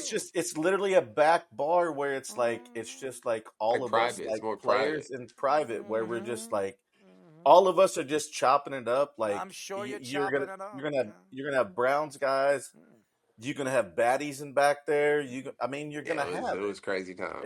It was fun. Sure. Barley House was Joe did a good job of making sure to take care of us. I gotta go to I gotta go to a Barley House. Yeah, check it out. Check it out, dude. It is definitely. I might get myself into trouble. No, it's good fun. It was never anything crazy. Yeah, Cleveland is a slept on city though. Like it's sneaky good. Yeah, I lived down in the flats when I stayed down there. I lived right above Punch Bowl. So I lived in Westlake. Okay, yeah. It was Cleveland was a good time, but again, we were so bad. I think we won like 3 games or 4 games in 3 years. And Johnny was drafted, and it was like Cleveland was this massive explosion. Johnny's gonna come over and save us. Johnny didn't watch an ounce of film. Like, he didn't watch no film. He just went out there and expected to just slang that thing around. And he did every once in a while. And I mean, it's just it's crazy full circle to kind of see how everything has played out, right? Like AG, Aaron Glenn, he was one of my DB coaches in Cleveland, and he's somebody who I well respected, dude. And I heard you guys talking about him earlier. I'm super excited for him to have the opportunity with the Jets, because he's somebody who I've just held the highest regard for since I've came into the league. I was a rookie, maybe my second year, and he was more on kind of the on his younger side of his coaching career. To see him go and be in Detroit, I think he was in another team too. He might have been the Saints. The Saints. Yep. Yeah, might have been the Saints. And cornerback coach. Yeah, and then like he played. Like that's what I don't understand. Like sometimes I don't understand how I'm not one to judge, but like you gotta put coaches in front of us that has played the game, right? Like we can relate to. He's somebody. He's going to motivate that team. The Jets are going to be a force because of him. Not just because of him. Obviously, they got talented players, but like him coming in there and it's going to be exciting to see them play. Yeah, Jordan, I wanted to ask you something too, and I've always thought this. We kind of touched on NIL and how that that's changing things too. And the one thing that like I wanted to ask you about with your career and everything, and I got a son that's a sophomore in college and playing baseball, but you played baseball, basketball, and football, and you were a late pick, obviously in the 7th round. Like, have you seen or like been in a way where like how did those other sports make you better in like your profession? Right. Because I see just so one-dimensional people that are just playing football, or they're just playing basketball, they're just playing baseball, where you played it all. And obviously it's not easy to do what we do, playing 10 years and doing it in baseball, and you doing it in football. And that is remiss now because of the money that they're getting because they're specifically in that. And how did that help you in your career though? I think playing baseball was one of the biggest like blessings for me to be able, because I was nice. I know everybody says it was nice at baseball, bro, but like I was nice at baseball. I played in the outfield. I could hit. I had a strong arm. I just couldn't play in the infield. They tried to put me at shortstop and third base. I couldn't field the ground ball. It was just I could be in the outfield tracking down fly balls.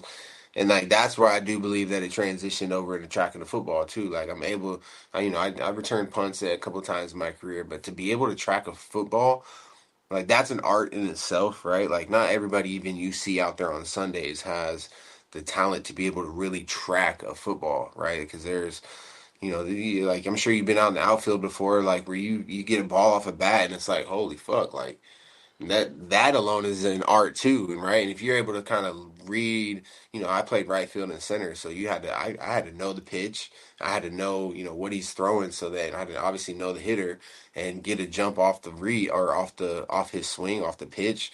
And that's kind of where my jumps, I jumped everything for in college, and then ball skills, I just kept working on that. So I think that transition, and like go back to all this NIL stuff, like the game's changing, and I'm sure even baseball is like changing in so many ways, right? But like these kids nowadays, everything is social media. Like back when we were growing up, it was like you went out to the park and you just grinded like on whatever, and it was like I played 3 sports and all of them correlated. It didn't matter.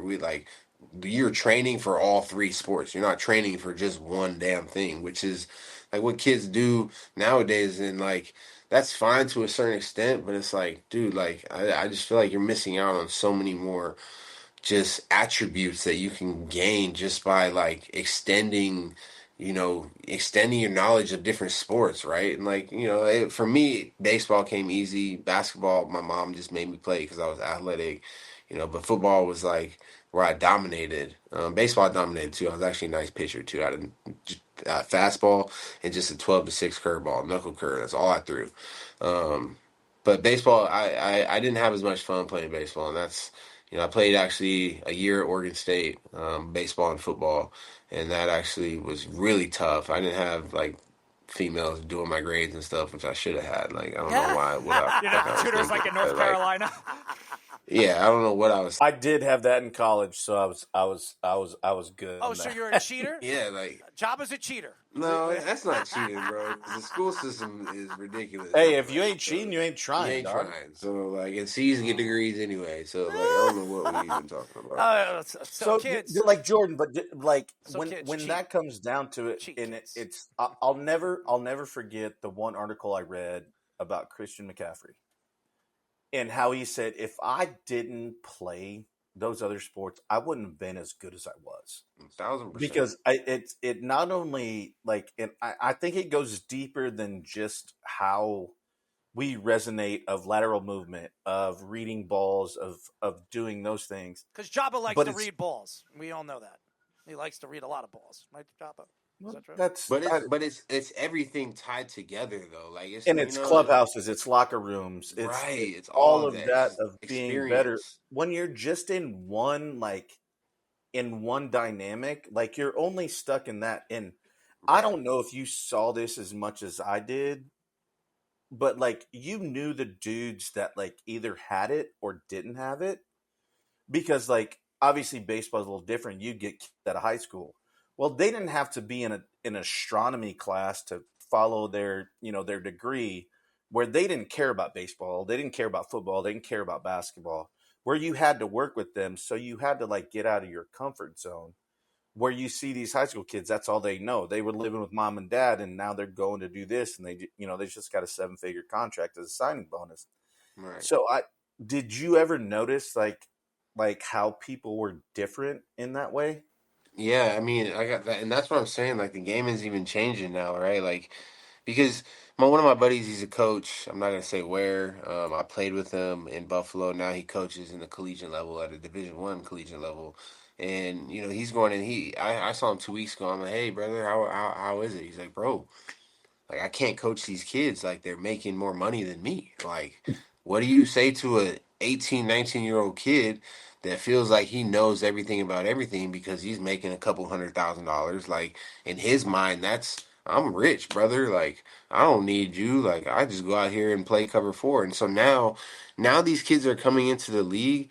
It's like, okay, if I go to a school and I don't like it, I can just transfer. Well, the coach, you're never gonna be able to coach a kid like the details of the game. Like there's so many details in the game of football that's missing from a lot of young kids coming into the game. Like it's like coaches are just telling them, hey, go out there and play cover 2.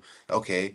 What does that mean? Like, where are my landmarks? What am I looking at? Where are my eyes supposed to be? What's my feet supposed to be? But no, the kid can run, jump, sprint, and he can do all that fast stuff. Just go out there and just play cover 2. You got half the field. There's so much more than just hey, go out there, play cover 2. You got half the field. You feel me? Like, there's a lot deeper to level of understanding of the game within the game. And I'm sure even baseball, there's a game within the game of baseball. Shit that people don't necessarily see, like that aren't optically, to the normal person can't see. And that's what I think is lacking in this new generation of NIL, right? Like, kids can just transfer. They don't ever have to like work to go get something. Oh, if I don't like it, I'm gonna go over here to North Carolina. I just said that just because somebody said North Carolina earlier. I'm gonna go here to North Carolina and transfer. Sure, it wasn't Bill Belichick's future wife.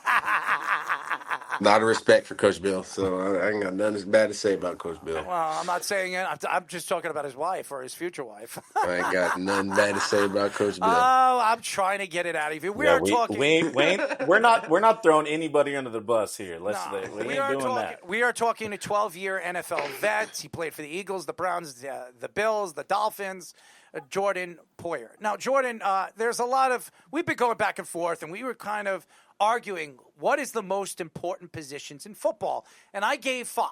We said, obviously, the quarterback, offensive tackle, defensive line, a pass rusher, a corner, and a wide receiver. Those are the 5 most important positions. We feel that's why they get paid the most money. Now, if you gave us your top 5 in order, where would it go? We know quarterback would be 1. Where's number 2, number 3, number 4, and number 5? Dang, I would say quarterback. I would say corner. I would say quarterback is 1. We've agreed on that.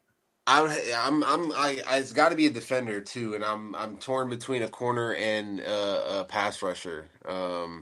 I think it would be a pass rusher. Somebody who can get to the quarterback. 2? You're saying 2? At number 2. Really? Yeah. Interesting. Yeah, I would say pass rusher. Not a tackle. Not a tackle.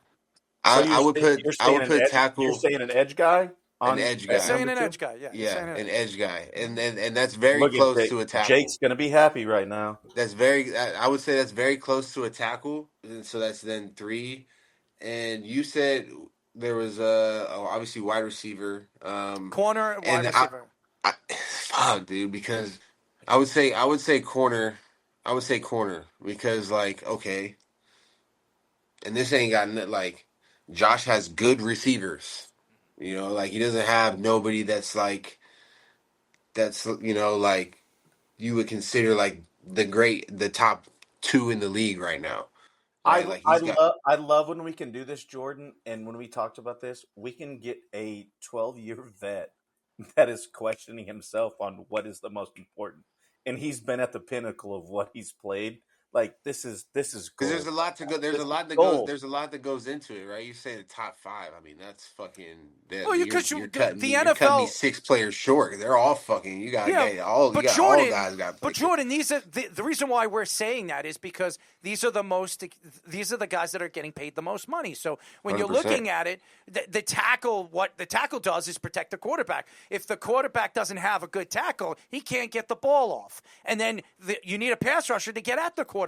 You need a dominant force there. And then you need a corner to stop anybody's number 1 wide receiver because he can ruin a game. So we've seen this before, but it makes it so interesting in my eyes because I didn't play NFL football, but I've been around a lot of NFL players. I've been on many different football fields with a lot of great players. And I've asked them the same question. A lot of them tell me quarterback 1, tackle 2, pass rusher 3, corner 4, and then wide receiver 5. And then I've heard 1 quarterback, 2 offensive tackle, 3 corner, then pass rusher, then wide receiver. So a lot of them got kind of twist. But the reason why me and Jake were going back, we have an intern who he believes that the pass rusher is the second most important position. But here's the thing. It's arguable. Mm-hmm. But here's the reason why I would go against that. Because if you don't have an offensive tackle, and we've seen it before, as we've seen Joe Burrow, look at what Joe Burrow has to deal with every single time he hikes that ball. He's got to deal with somebody trying to kill him and take his head off. How he gets the ball off is pretty incredible. But if you just had 1 good offensive tackle, and the rest of the rest of the O line is stinks. Stinks. So then there's no point. If you had 1 dominant pass rusher who can go wreck a game. That's how I see it. Like, okay, you got the best offensive tackle in the left tackle in the game, but your other boys right here, they are not very good. I'm just gonna run games over here all day, and like I'll put my second or third string pass rusher out there against your best guy all day. Hey, go out there and go win against the best offensive tackle in the game. You get a sack against him, you gonna get paid.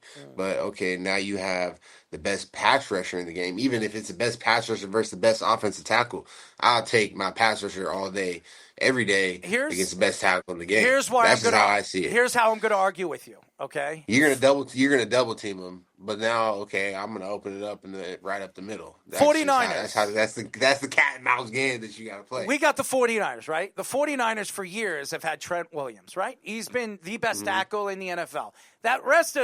The rest of that offensive line is doggy doo-doo. I'm sorry, it is as doo-doo as Nathan's blue blazer, okay? That's just as bad as his outfit that he wears, and we'll post that up so you can check it out, okay? It's as bad as that, all right? Honest to God, how many times have you seen a pass rusher get to any of the quarterbacks when Trent Williams is out there? It's very rare. And that gives and a lot of people are biased here. Their quarterback. A lot of people think their quarterback is overrated. Just got a lot of money. What are most people saying? Arguing against that? Sorry? That point right there. Which one? What are most people when you bring up that point about Trent Williams and the San Francisco 49ers and nobody getting to Brock Purdy? What are most people saying to counter that? Or is that just the first time you brought that up? Oh, I've brought it up to many different people. Right. So what are there? Is anybody countering that, or people? Because the only thing I would say is like that entire offense is built around the run and play action. Oh, 100%, yeah. Right. And so if you're able to run the football, which is what they want to do, which is why people are going to argue about Brock Purdy and his ability to actually come back from a game. Like if you're down 14 games, is Brock Purdy somebody that 14 points in the last 5 minutes of the game? Is Brock Purdy somebody that you want to be able to lead your team down the field in the last, to come back from 14 points? That's not their style of football. Their style of football is to keeping the game close. They're going to pound. They're going to they got George Kittle, and they're going to pound, then they're going to hit a play action. They're going to get the ball out of Brock Purdy's hands, style of football. So, we can go back and forth on this all day. I'm not arguing with your top five. No, there's the blue blazer. Look at that outfit right there. How do you like that outfit? What's his name? That's Nathan? Nathan. That's the Nathan. Jordan, you could call him the Legend of the Leash. The Legend of the Leash. Legend of the Leash. Oh, here it is. I'm putting you on a leash now. As we have a whole board of Nick right here. Ready? Breaking news. A lot of hot ladies. They call me the ladies' man and Mr. Steal Your Girl. I will say, I gotta go back when you get a dude that puts his leg up when we get conversation, glory, that becomes real. Because he was sitting back just enjoying conversation. And then when he got invested in the conversation, leg went up, arm went over, and Jordan was going in. Two in the pink and one in the stink. When you get that, fan, trust me, I grew up in the hood. My dad was in the prison for 27 Job, years. I liked my shrimp cocktail. And when you went there, I was like, all right, this is gold. This is it. I love Lisa Ann. For sure. And I'm different than all these cats. I'm different than all these cats. He's different. You want to hear his soundboard? I could tell, brother. I could tell, brother. Here's his soundboard. What's up, Jordan? What's up, brother? Hey, thank you, my guy, for joining the show. Thank you. Absolutely, bro. Absolutely. I don't know how I got here, bro, but we here. Hey, we having a good time, bro. We connected on Instagram, man. I know. On accident, but it was still on accident. Come on. I know you saw my page before. You saw the blue blazer. We're gonna have to talk about that one time, bro. I don't know, bro. But we here though. It was good. Here, somebody was spamming you off Nathan's. Jordan, what did you say? Actually, I thought I was coming into a psychedelic podcast. And... Well, I would never do that to me. It's good. I was ready, and then I saw the YouTube clips about 20 minutes before I hopped in here, and I was like, "Oh, this isn't what I thought I was hopping." Jordan, I worked with I worked with Johnny Manziel before. I've done stuff with a bunch of athletes that you know in the league. Athletes. Oh, we got that drop right here. Athletes. Jordan, what did you accidentally stumble onto Nathan's Instagram? What was it? The Blue No, Blazer? I know. You know what it is? I think we shared one of his videos. I think you were at a speaking engagement. I think we shared that video. Remember? Pulled it out of my ass. Oh, you shared it, and then that's what it was. Yeah, and then you said thank you for sharing or something. Okay. This makes my pecker hard. Yeah, it's all good. Well, I appreciate you, brother. I appreciate no problem. you. Well, I got you, man. No problem. Well, I before we let you go, we do have a soundboard, and we like to have fun with it. So this is Jabba's soundboard. Sure. You ready to hear this? This is a really good one. Here we go. Here it is. The rah-rah shish kumbah. He tastes himself. I had to take a shit. I got the bubble guts. What about skid mark? I'll let you lick my butt. Pulled it out of my ass. This makes my pecker hard. Like, I always gave up the booty. I wouldn't piss on him if he was on fire. I gave up the booty. As long as she's using dude wipes and taking care of my two-hole, I'm good. Man, you know what? I'm just a dude that, you know. You're just trying to hang out, brother. That's it. That's me. Like, breaking news. My father raised me the right way. My father raised me the right way. I was like, I ain't no better than nobody else. I love this shit. I love everything about it. And at the end of the day, I'm like, I get to talk sports with some of the greatest players, and like that is the coolest thing for me. And like getting to meet these guys and how this happened was crazy. But like now having you guys on and like having a different perspective of seeing it now, and my son is literally a sophomore in college, and I'm not 40 yet. I'm almost there. My pinky is bigger than yours.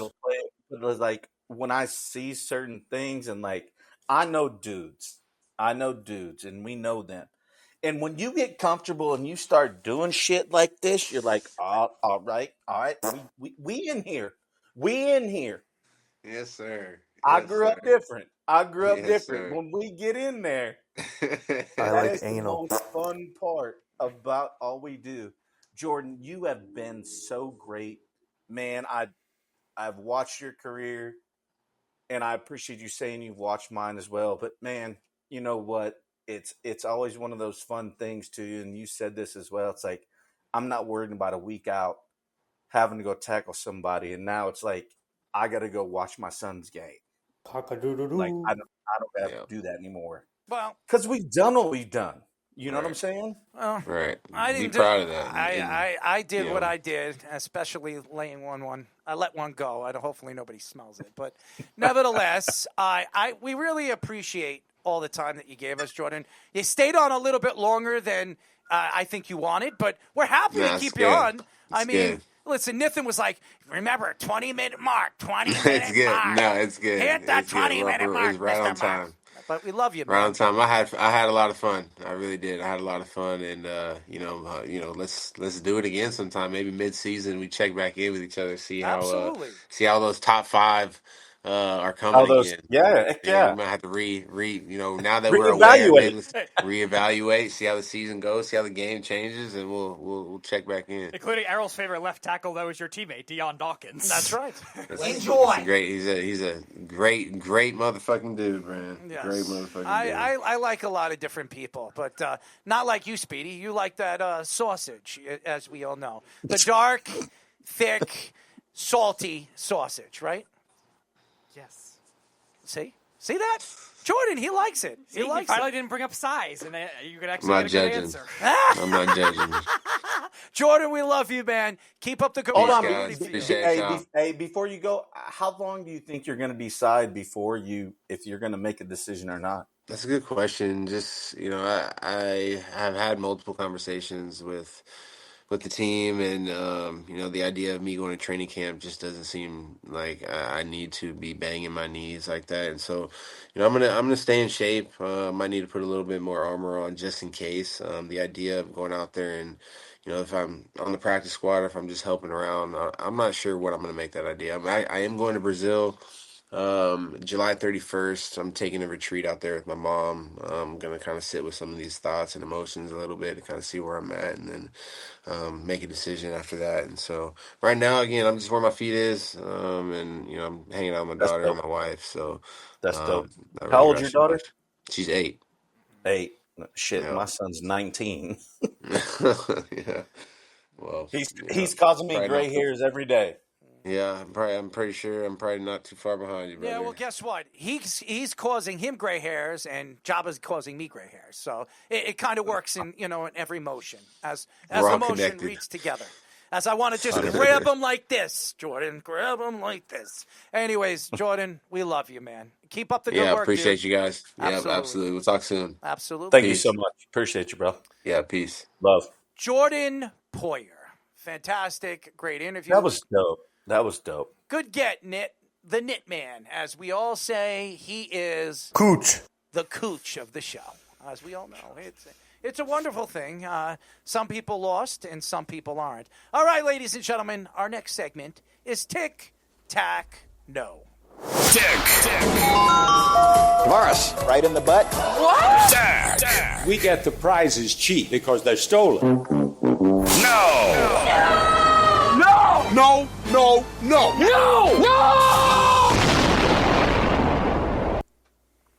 How wonderful. Isn't that like the no it drags?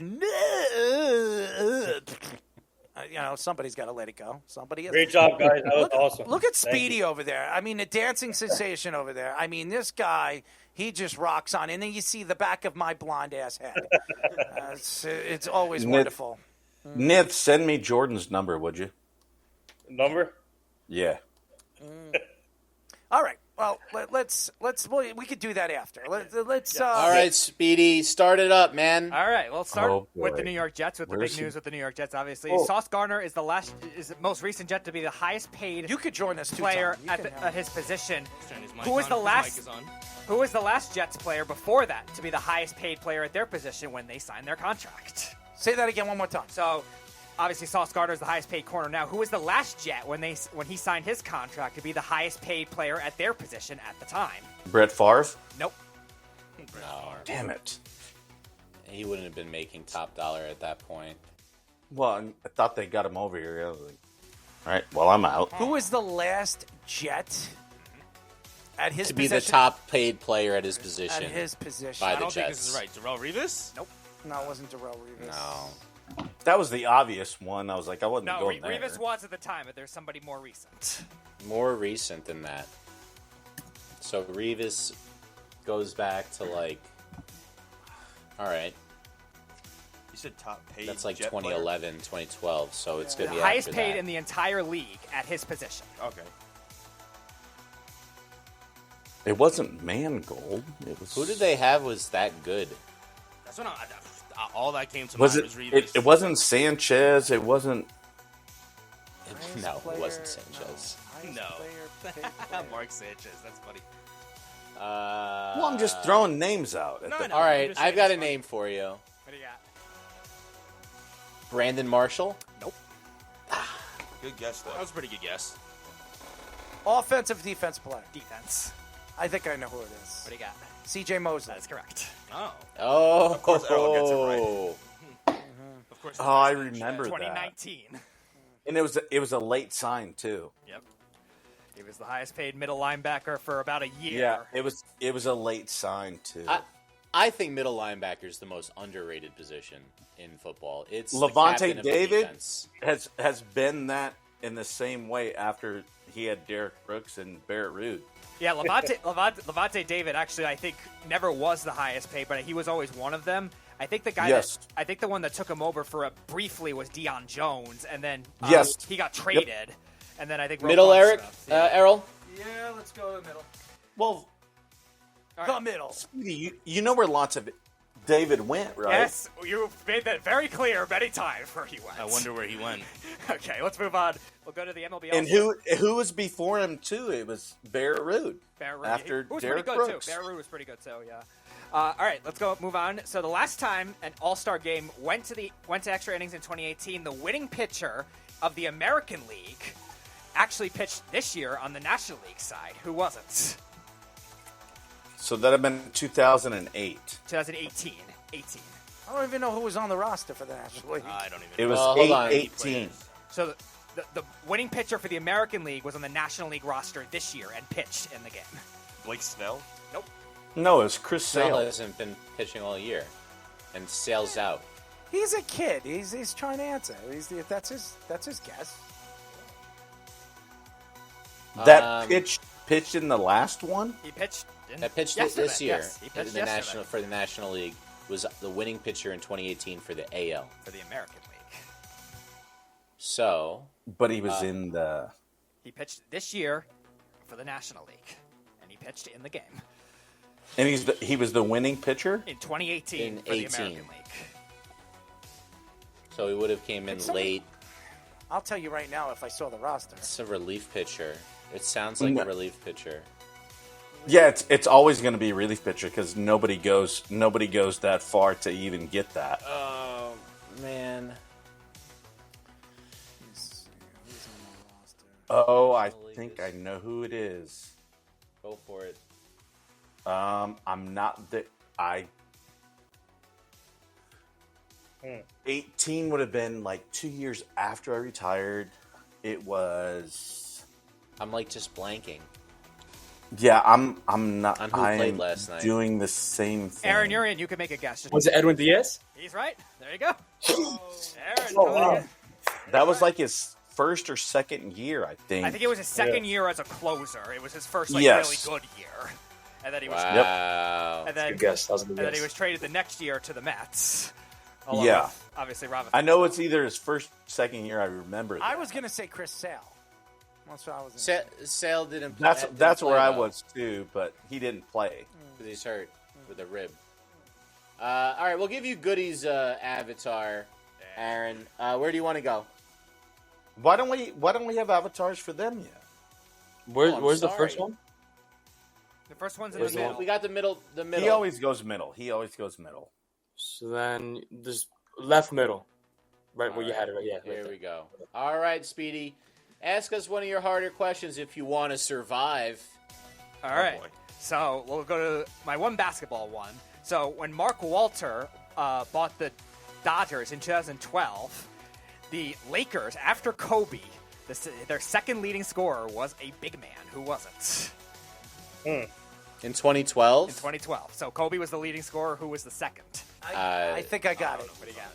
Andrew Bynum. Oh, he does. He got it. Oh, I was going to guess that, was too. kind- That's not that a was- hard question. That was kind of a trick question, though, because you would think Gasol, Dwight Howard was there at the time. But Speedy, like, there's only three I was going to possible say answers. Gasol. There's like five of us guessing. Well, wait a second. If nobody knows the Lakers, they would have never gotten it. Because they would have said Lamar Odom, or they probably would have said Lamar wasn't Pau even Gasol. there. Pau Gasol. would've That's said- what. I was gonna It say doesn't Gasol. matter. That's what. It no, would have been. Gasol that was or- around. Pau Gasol. But that was was obvious around choice. Jabba. That was around the time, so people would have. Said I know, that. but he's not going to give us the obvious answer. I thought doesn't it matter. was easy. Speedy, you just gave. It was just a layup What are you crying about? tonight What are you crying about over there? Because you here didn't get in it. Tic Tac. Because you didn't get it. The game is over. That is all she wrote for the Speedster tonight. Hey, you're the one who said we need you to get more involved with Tic Tac now. I did, and now he's crying about it. Oh, what a crybaby! That's what. Who's crying? Are you lost over here? Blow my back out. Well, obviously not when that happens. My thing is, like, Speedy, Snatch. some of the questions are really, really hard, and some of them can be guessed pretty Joba is easily. not an athlete. So, like, save up some hard ones if you're in a pickle there, like down 2-0. There is a lot of pickles in there. Smell my ass. I'm sorry.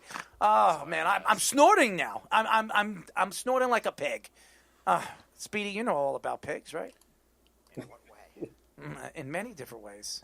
Have you ever rolled in the mud with a What pig? are you talking about? Talking about he knows pigs? He does. He knows a lot of pigs. Favorite animal? Job, I haven't been on a farm since I was in middle school, probably.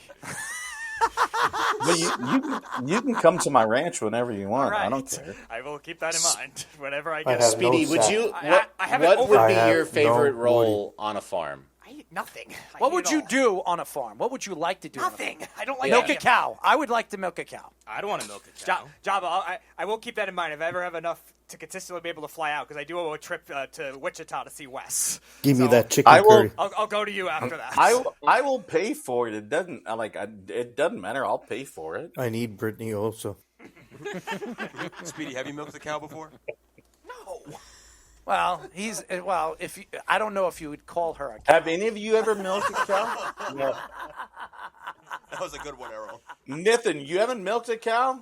You guys do some weird shit over there. Yum yum. Butt You plug. got like I'm Bagel not hole. disrespecting your culture by any means because you No, are we do what you some are. weird, I agree with you, Jabba. We do some weird shit in India. A little Fish bit. wears panties. But I Ass thought licker. you would. No, I haven't. You would pull some udders. You milked the cow, right? You milked the cow before? Do you know how you milk a cow? Yeah. Can I touch it? I do. Do you? Yeah, because I've done it. Fish wears panties. All right, Nathan, it's been a pleasure, But Nathan. Do you know what they're Titties. called? Titties. What? They're udders. Titties. No, they're udders, you dummy. Ram jam. What? Oh, no. What? I heard you, Speedy. Can I I heard slap you. your ass? Sorry. Nathan, we're losing connection. We love Nathan. Don't get him. I need a magnifying glass. We got we got to get to the next segment. All right, ladies and gentlemen, we call this Inside Baseball. Now let's go deep inside. What? I am excited. This is Inside Baseball. Lick it and stick it. All right, guys, we got a little bit new setup for Inside Baseball coming on up. Let's get the music going for this. I gotta one. go And we're gonna back off start now. off with a few stories from the last couple of weeks. The big one we're going to start with, Errol, right here. A-Rod went on his podcast and said, or I forget whose podcast, he said, Rob Manfred, He's got a podcast. for all that he's done in the last couple of years, should be in the Hall of Fame of baseball. Put into Cooperstown right now all the positive changes made by the great Manfred has put the game in a new position. He's getting them ready to advance to the future.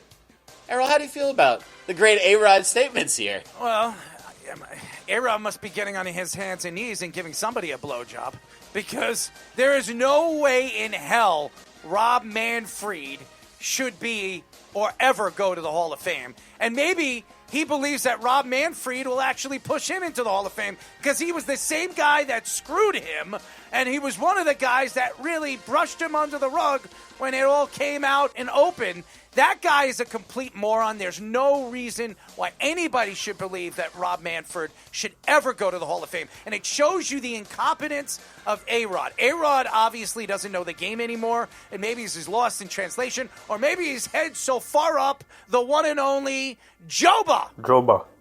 Joba's ass, because he is absolutely lost in translation. Maybe he's hanging out with Bill Murray. Maybe he can't sing that, take me out to the ball game like that lady did, that podcaster at the Cubs game. Absolutely joke. I such a stupid statement. It just shows you how stupid A-Rod is. Shame on you, A-Rod. Speedy, what is your favorite of the Manfred changes that have been made in the last couple of years? Is that your cucumber, or are you happy to see There's me? not many of them. I actually did like the only one I kind of do like is the 3-batter minimum, because I didn't like when one pitcher, then another pitcher comes in for one hitter, and then all that stuff. I'm good with the 3-batter minimum. Besides that, not much at all. Goody, how we doing, buddy? We're good. We're good. It's awesome you got to make it. I was just texting you to join as soon as you hopped in. That's a little great. goodie right there. So, same question to you, man. This is a wild statement from A-Rod. I just wanted to hear what you had to say about the success, or maybe lack thereof, of Manfred with some of these changes to the game the last couple of years.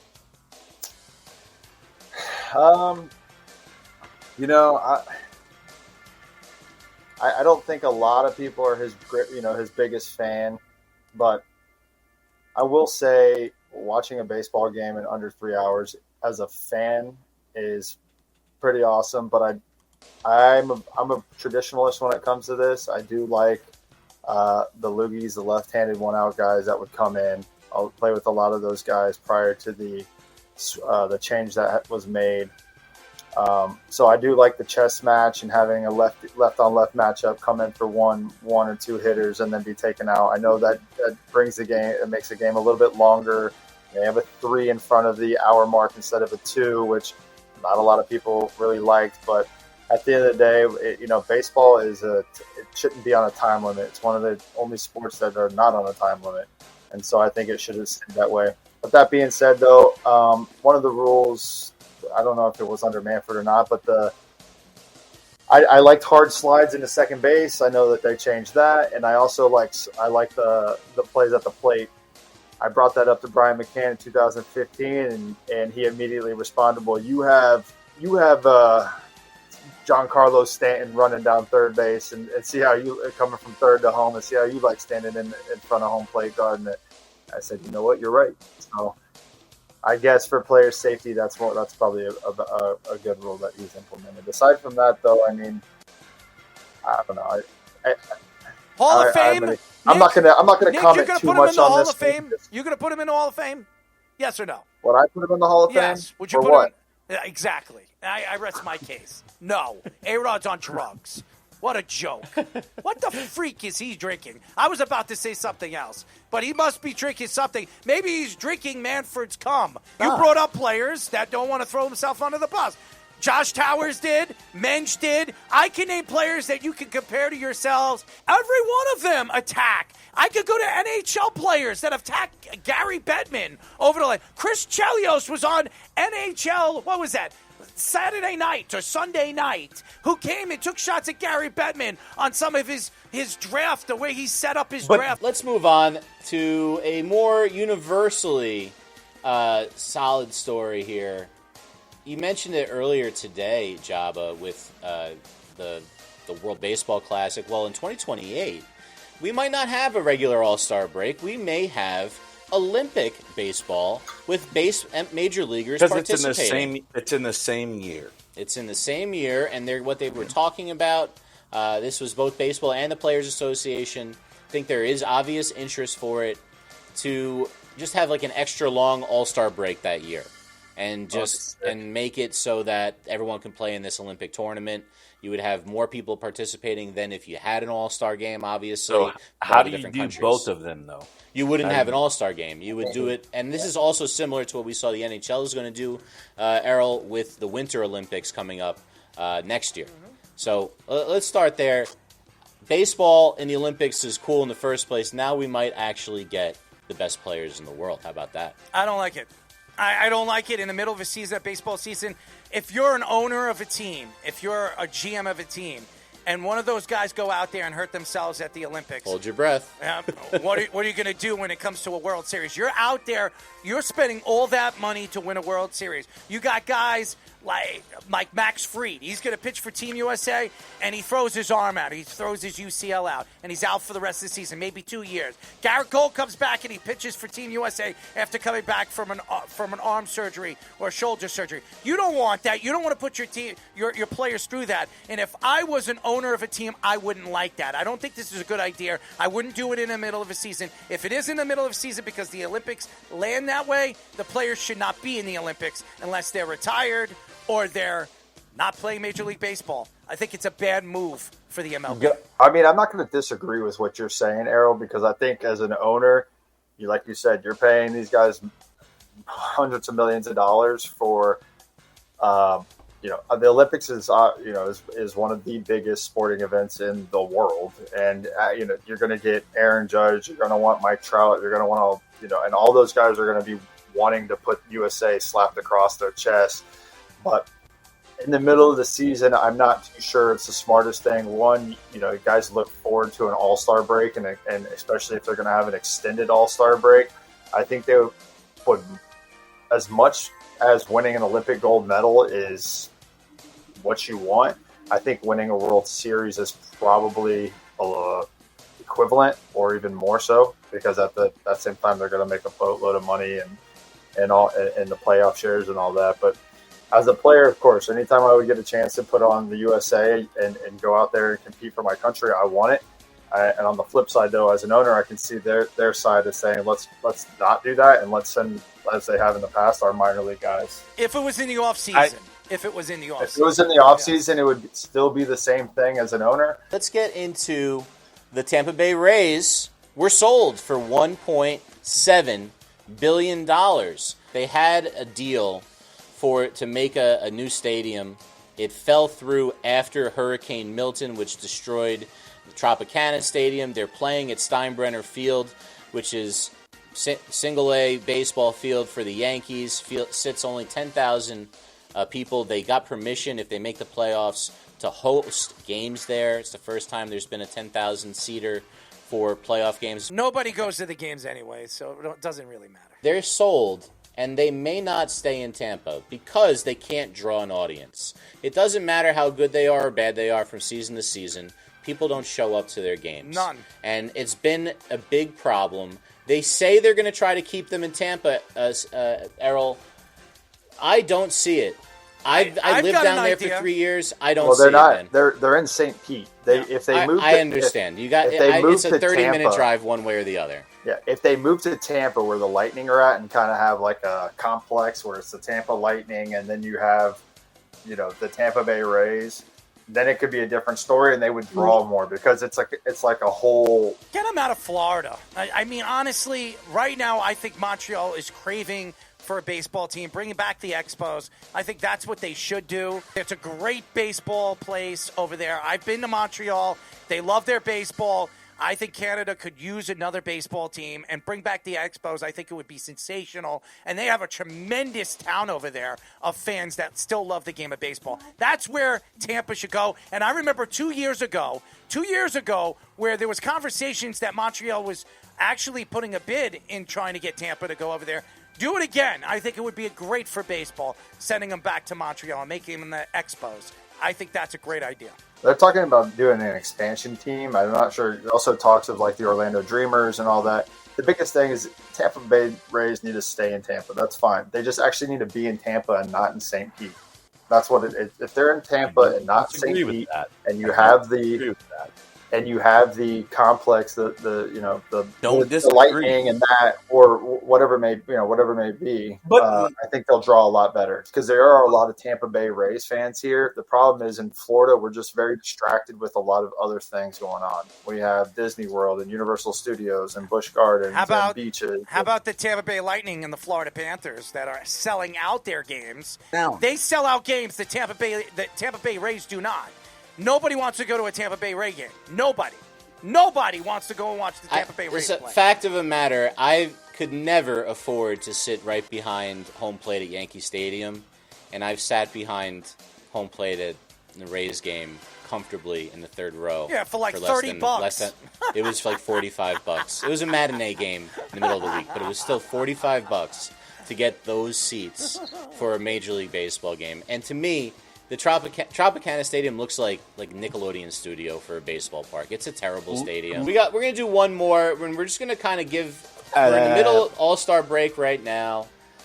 There's been talk about the salary cap being instituted into baseball. Tony Clark came out and called it institutionalized collusion. That a salary cap, in a sense, and economically, what he's basically saying is because there's only a limited amount of money being put into the pool, you're intentionally limiting what people can pay different players. So, like, for example, if there was no salary cap in basketball, 10 years ago, LeBron should have been getting $200 million contracts because that's what he would have been worth. The salary cap is collusion to keep those numbers down to a manageable number for teams. Tony Clark doesn't want the players to lose money, so he's against the salary cap. I don't. It's the only sport, though, Errol, that doesn't have it. Is this just an inevitability? I think it should be. I think baseball should have a salary cap. Right now, you have a guy like Shohei Ohtani who's not even getting his money, and he's making $102 million through endorsements. It's ridiculous. So if he was getting his $70 million, this guy's making $200 million? And then you're talking about guys that we're baseball players that probably in the next 10 years, we're going to have our first billion-dollar player. You're going to pay one guy $1 billion to play a baseball game, which, by the way, paying those guys don't guarantee you championships, as we see in Major League Baseball. There has to be a salary cap. I know Clark. Clark was a former player. He's going to back it up, and he's going to stick up for the players. But I understand that these owners are making a ton of money. They're charging at the ballparks, the hot dogs, the hamburgers, and all the crap that they're selling there, and they're putting it in their pockets. That's why they're the owners. That's why these players, after they leave the game of baseball, they want to be owners. And basketball players, look at A-Rod. He owns the Timberwolves. Why do you think he bought the team? Because he's putting money in his pockets, and he doesn't have to go out there and play it anymore. The fact is, there's got to be a salary cap, because if there isn't a salary cap, it's only going to get worse. The NBA has it. The NHL has it. Why is it going to get worse? Because look at what these guys are making. $768 million. That's what we fought. That's what the guys that before us fought for. That's what the '94 strike and that's what we fought for. Yeah, so you fought for. I mean, personally, I didn't fight for it, but I appreciate the guys that did and came before me. Now our contracts are guaranteed. We have the strongest union in sports. Like, that wouldn't have happened had it not been for those guys. And some of those guys' careers are over, and now we're just going to roll over. And those guys, everything that those guys stood up for, now we're just going to roll over and say, okay, we'll take it. Well, no, it's not going to happen. Every other league has. If they try and put a salary cap on, there will be a strike. It's plain and simple. And they'll strike. I'm not the only one who thinks that. All the players are on the same page. Let them strike. And the owners get paid enough money. Like, they get paid enough money. That's what I'm saying. They're already loaded. And the fact is, if you want to win, billionaires. If you win, you get more money. So why wouldn't you just keep dumping money into your product? You want a good product, you put money into the product, and you hope that it gets better. That's what we're doing with this show. Like, so you want to cap the show at $10,000, $3,000 advertisements? Or that's different. So I guess the better question, though, is, would it make the game better, Speedy? Speedy, if we had this parity that we always say the salary cap gives, right? You have teams, you see the NFL, you could be great one year, terrible the next, and then the team that was terrible can be great. You see a lot of teams kind of in the middle, hovering around playoff contention, whether or not to go for it or not, and every once in a while they do. But when you have the haves and have-nots like you see in baseball, especially recently with the Dodgers, would a salary cap improve the game? But I want to hear what Speedy has to say about how this would make the game either better or worse, because we do see parity. The Dodgers are way more loaded than like the bottom 5 teams in the league combined. The bottom, cheapest teams are the bigger issue, just because I don't even know if a salary cap would do that necessarily if they know they're still not going to get it anyway, because they're still going to be having restrictions in their own right when it comes to the cap situation. So still those ownerships change, I think that's going to be a bigger problem, whether you have a salary cap or not. All right, let's parlay. Parlay, ole, ole, ole.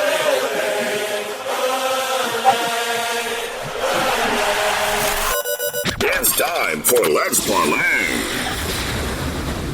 Let's go. All right, boys. We got Worldwide West and Reno. Johnny, it's pretty simple, guys. If you've never heard this segment, it's very simple. They're going to give you their top 3 picks of the rest of the week.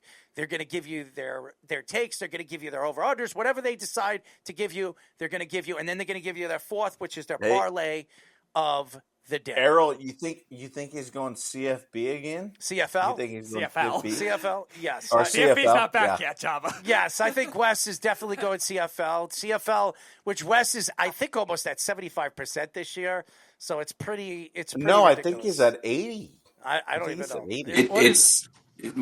We're not 80. It's just shy of 74%. Yeah, it was like that. I remember you were telling me. So it was like almost 75%. So good for Wes. He's kicking ass and taking Speedy's sausages with him. All right. By the way, Wes, I do owe you a shocker. I haven't done one in a while. Now that you're back on the air. All right, Speedy, you got to use. Attaboy. I just left Wichita a couple days ago. Speedy, you got to point. You got to point with the thumb. Excuse me. Wes is the shocker critique, not you. No, you got to show us the pointer.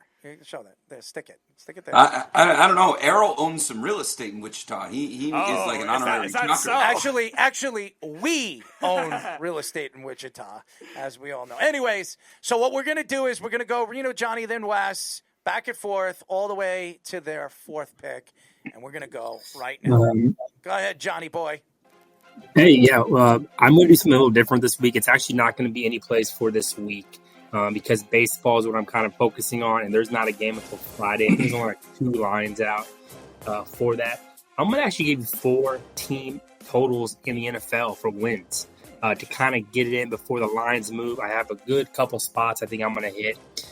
First one is going to be a team win under, and I'm going to look at New Orleans not getting the 6 wins. It's at 5.5. At the end of the day, the NFL is run by 2 things. Is your quarterback good, and can you play some defense? And the one thing that the Saints had over the last couple of years was their defense was keeping them in games. I think their defense takes a major step back this year, and their 3 quarterbacks on the roster are Hayner, Rattler, and some other rookie. I forgot his name. Tyler Shock. Tyler Shock they just drafted.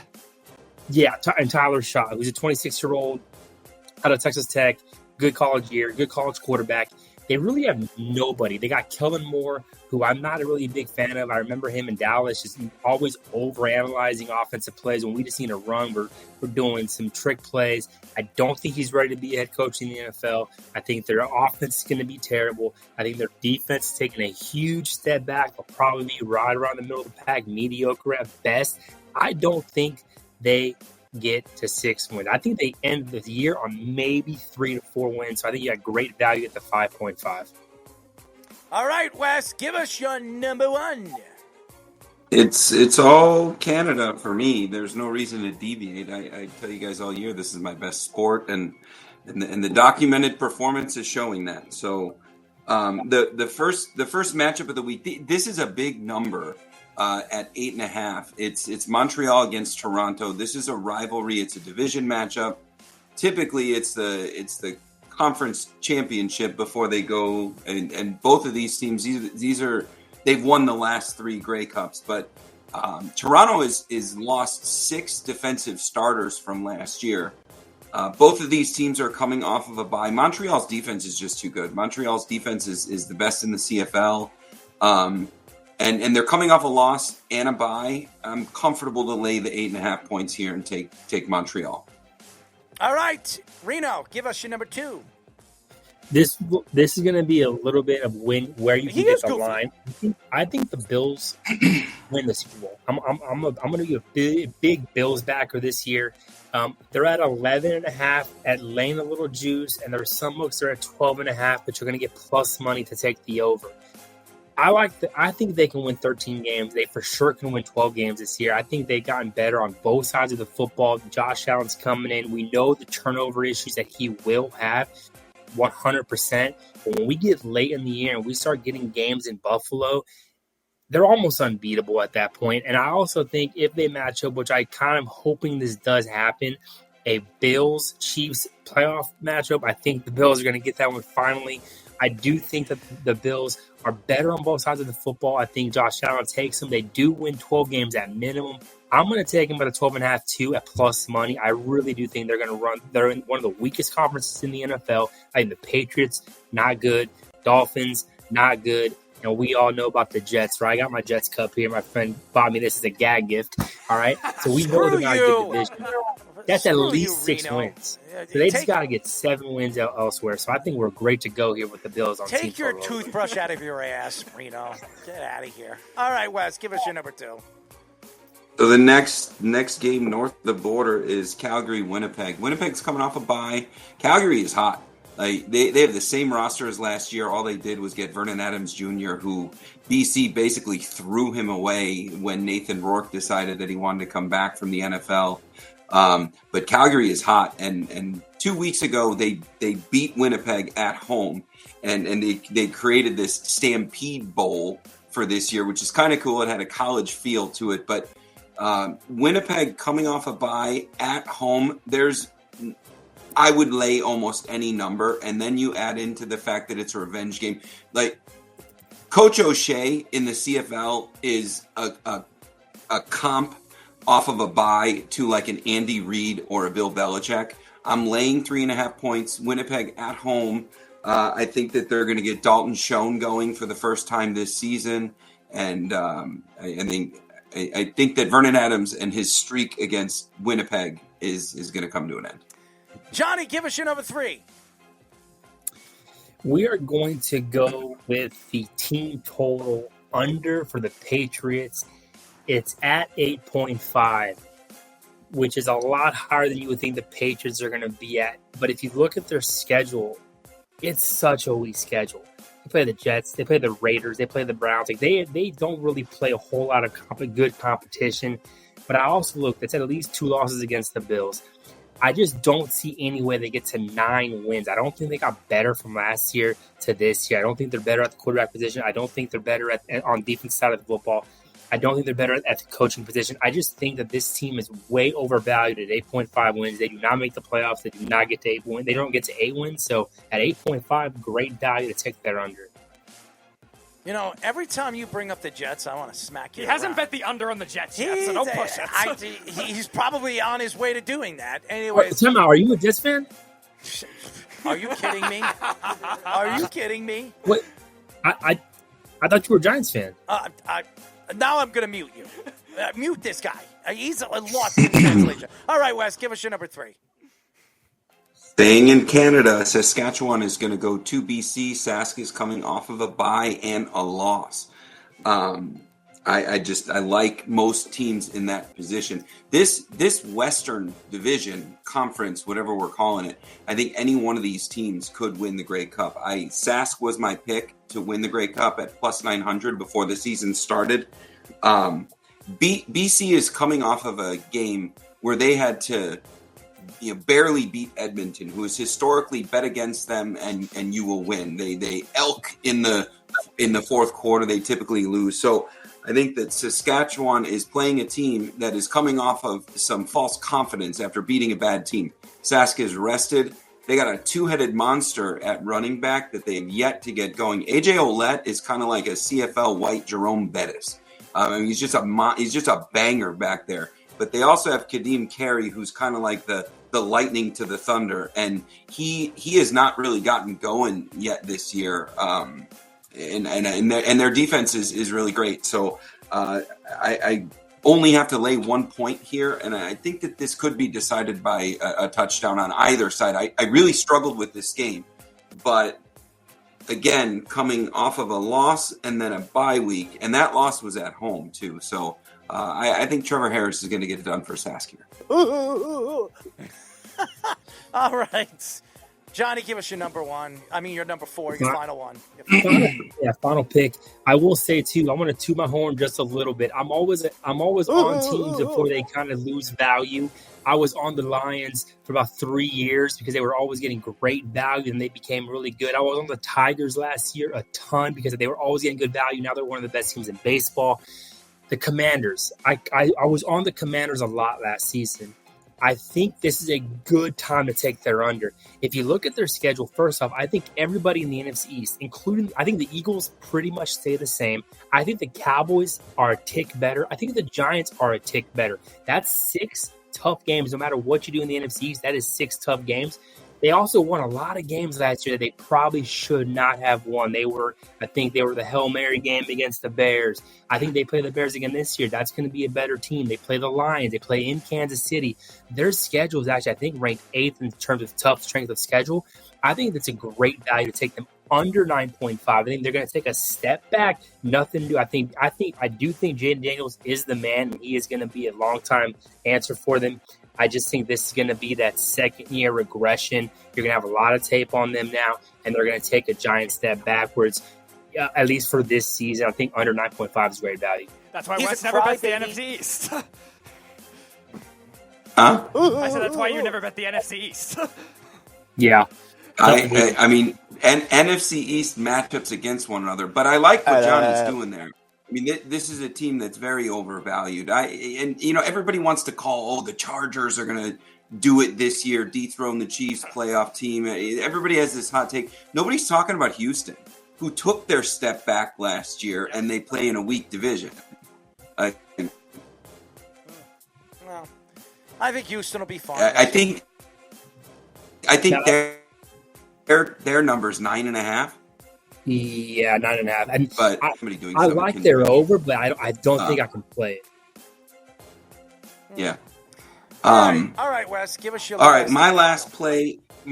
My last play is Canada. I got the bubble. I know you guys didn't expect me to give you like an MLB play or something. It's just not who I am. This one is Hamilton at Ottawa. Hamilton had to pull out kind of a late win in this game. The unique feature to the CFL is you have back-to-back matchups, kind of a home and home throughout the season. Teams play each other. So this is the same matchup as last week. Hamilton won.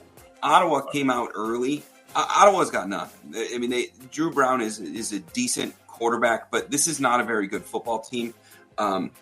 Hamilton is going to come out and start differently than they did. This is the number one passing attack in the CFL from a year ago, and all they did was add Kenny Lawler to that roster, who is, over the last 5 years, the best receiver in the CFL. They added him to White. Bo Levi Mitchell is going to walk right into the Hall of Fame the second he retires. And he threw for over 5,000 yards last year. It was almost 6,000 yards. So laying 1.5 on this game feels like a gift. I believe in unit management. So whatever I bet on game number 1 is the same dollar amount I will bet on game number 3. However, if I was in this like just kind of a weekend warrior, I mean, this is a bet the mortgage type of situation. I don't think that there will be any stress in this Hamilton play. All right, boys, we love you, Worldwide Wes, Mr. Reno Johnny. Reno Johnny, you know I love you, man, but you got to stop bringing up the Jets, man. I need to know. I don't know. I thought you were a Giants fan. No. Are you a Jets fan? I am a Jet fan and an Eagles fan. Again, he did not bet the Jets under, so be happy about that. No, thank God. So I actually, the joke was, because as a Cowboy fan, the joke was I got to find a new team because I hate the Cowboys. That's like the joke, right? And so I just said I'm going to pick a team. I was between the Chiefs and the Ravens, but I wouldn't know how to act if my team got good all of a sudden because my team's terrible. So I was like, I got to go to an equally terrible franchise because I'm sick of the Cowboys. And so I kind of jokingly chose the Jets, and now like my friends buy me Jets shit all the time. Oh, well, thank you. I appreciate it. We got a lot to get into, so I appreciate the pain. Guys like Joe Beningo, the pain, I have to deal with it. And Speedy, actually, we have a drop for you. Johnny doesn't want to have to deal with Brian Schottenheimer, Jets legend, coaching his team. Well, jeez. Pain. That's how I feel as a Jet fan. Anyways. We just took a step back, too. Yeah. Thank you. Wes, Reno, we love you. Wes, I'll talk to you, in the next 24 hours, my friend. L'chaim. L'chaim it is, as we all know. Anyways, that's the boys. They're very good, as they always are, giving you their winners. And Reno Johnny is a thorn in my ass, as he always does. Now Jets fan. He is a thorn that just doesn't. I can't yank. If I had like tweezers, and I was trying to get that piece of wood out of my ass, somebody like Reno Johnny, he's like that thorn. I just can't get that half out. Speedy, you might have to help me. If I was in a lot of pain right now and I had a thorn in my ass, I would try. Would you help me rip it out of my ass? Sure, but would you use the tweezers? tweezers? I don't know if I would succeed. If I farted in your face, would that be okay with you? I don't think I would care. I think you would like it. I'm trying to get a thorn out of your ass. Like, be grateful. I mean, but put Thomas's mic on before because we got to go to a quick break. Thomas, I know you got to go, man. What is it like being in the studio with this? I mean, that was a crazy back and forth banner with Fish and Jabba. That doesn't usually happen. You were a part of it. What do you think about that? Dude, I love this freaking show, man. Just being here with you guys and Scoops in the background over there. We love you, Scoops. Yes, we do. I could eat Jabba. Thank you, Jabba. That one in a while. You know, and getting to meet Jabba. You know, I'm a big fan of Jabba, so thank you, Jabba. I appreciate it. Be dead. When we come back, we got a couple more segments. Let's get to it. We'll be back, but first, our Sports Minute with the Fish. 3, 2, 1. This is the Jabba and the Mouth Sports Minute. All right, guys. Aaron Fishman here again with your Sports Minute. No scores tonight, but we do have a few stories. Another tough break for WNBA superstar Caitlin Clark as she was forced to leave her latest game early due to re-aggravation of her previous groin injury. Clark, who had never missed a game in her career before missing 9 games and counting this season, make it 10 with her missing the Liberty game tonight, was visibly upset after the latest setback. Despite the injury, Clark was able to help Indiana win that game against Connecticut 85-77 with 14 points, 8 boards, and 7 assists. Fever coach Stephanie White commented after the game that Caitlin is officiated differently and that the league has gotten more physical than ever before, hinting that Clark is being given no respect for calls due to rough play on her. The Fever are 12-10 on the season and had to face the Liberty without their superstar again. The Broncos and first-round pick Jahdae Barron have agreed to terms on his rookie contract. Barron will receive a 4-year deal, just over $18 million as the 20th pick in the 2025 NFL Draft. Barron joins the defense with reigning defensive player Patrick Surtain Jr., playing the same position as Barron. Barron, though, is going to be thought of as more of a weapon than a traditional corner, as he played all over the field in college, including outside corners, slot corners, and nickel, and inside at linebacker at times. The Broncos hope Barron may just be the missing link. This already very good Broncos defense needs to become elite. The only first-round pick that is not signed now that Barron has inked his deal is Shamar Stewart, who the Bengals are trying to put language into the contract that would void some of his guaranteed money in a loophole they're trying to exploit in the CBA. Stewart's likely to hold out as his first-team All-Pro defensive end Trey Hendrickson, which would hamstring an already hamstrung defense. And lastly, Kyrie Irving made some news earlier today commenting on Kevin Durant's interview with Steve Nash on his Mind the Game podcast. Durant and Nash discussed why the Brooklyn Nets' big three of Durant, Kyrie Irving, and James Harden didn't lead to success with Nash as coach. Durant, in a clip released from the 2-part episode, said that, "I think that we didn't get the full Steve Nash like I wanted." After the interview, Kyrie Irving came out on his own live stream saying that he would address the reasons for the Nets not working out on his Twitch stream, prompting a reaction from Durant, in which he quote-tweeted Kyrie from his actual real Twitter account, not a Finsta account, the real Kevin Durant account, saying that, "Let me set this noti." Well, after I researched what noti meant, being short, apparently, for notification, because apparently noti is a normal shorthand for cool megastars, it appears that the tea on the Nets debacle is finally going to be spilled. Guys, we are streaming live on TikTok, Twitter, and YouTube on the Job in the Mouth handle, and on Facebook and Instagram under the Worldwide Sports Radio Network handle. Keep downloading on Apple Podcasts and watch us there and on Spotify, now in video. Make sure to like and subscribe to all our shorts, reels, TikToks, and longer videos that you see throughout the week from us. And now, back to Errol, Jabba, and Speedy for our next segment on Jabba and the Mouth. Any questions? What is this? We're back. This is the Jabba and the Mouth Show. Breaking news. Goody has no Woody. Butt plug. Busy all day today. I have no Woody. This makes my pecker hard. I got the bubble guts. What about Skid Mark? He tastes himself. 631-672-3108 is the number to call. You're listening to Jabba and the Mouth every single Mondays and Wednesdays at 7:30 p.m. Just remember something. All you have to do to tune in and check out our local listings for all the shows is go to our website at www.worldwidesportsradio.com. I listen, I love the banter, the arguing, the craziness of this show.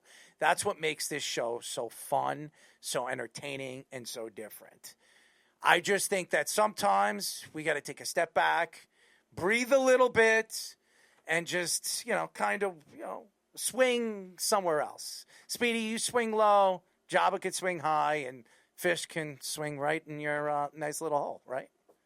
I would hope not. What do you mean? What hole? Which hole would you Any of them. I mean, what kind of hole would you like? None of them. Which hole do you like the most on your body? What? Which hole do you like I don't the want most? any of them swung at.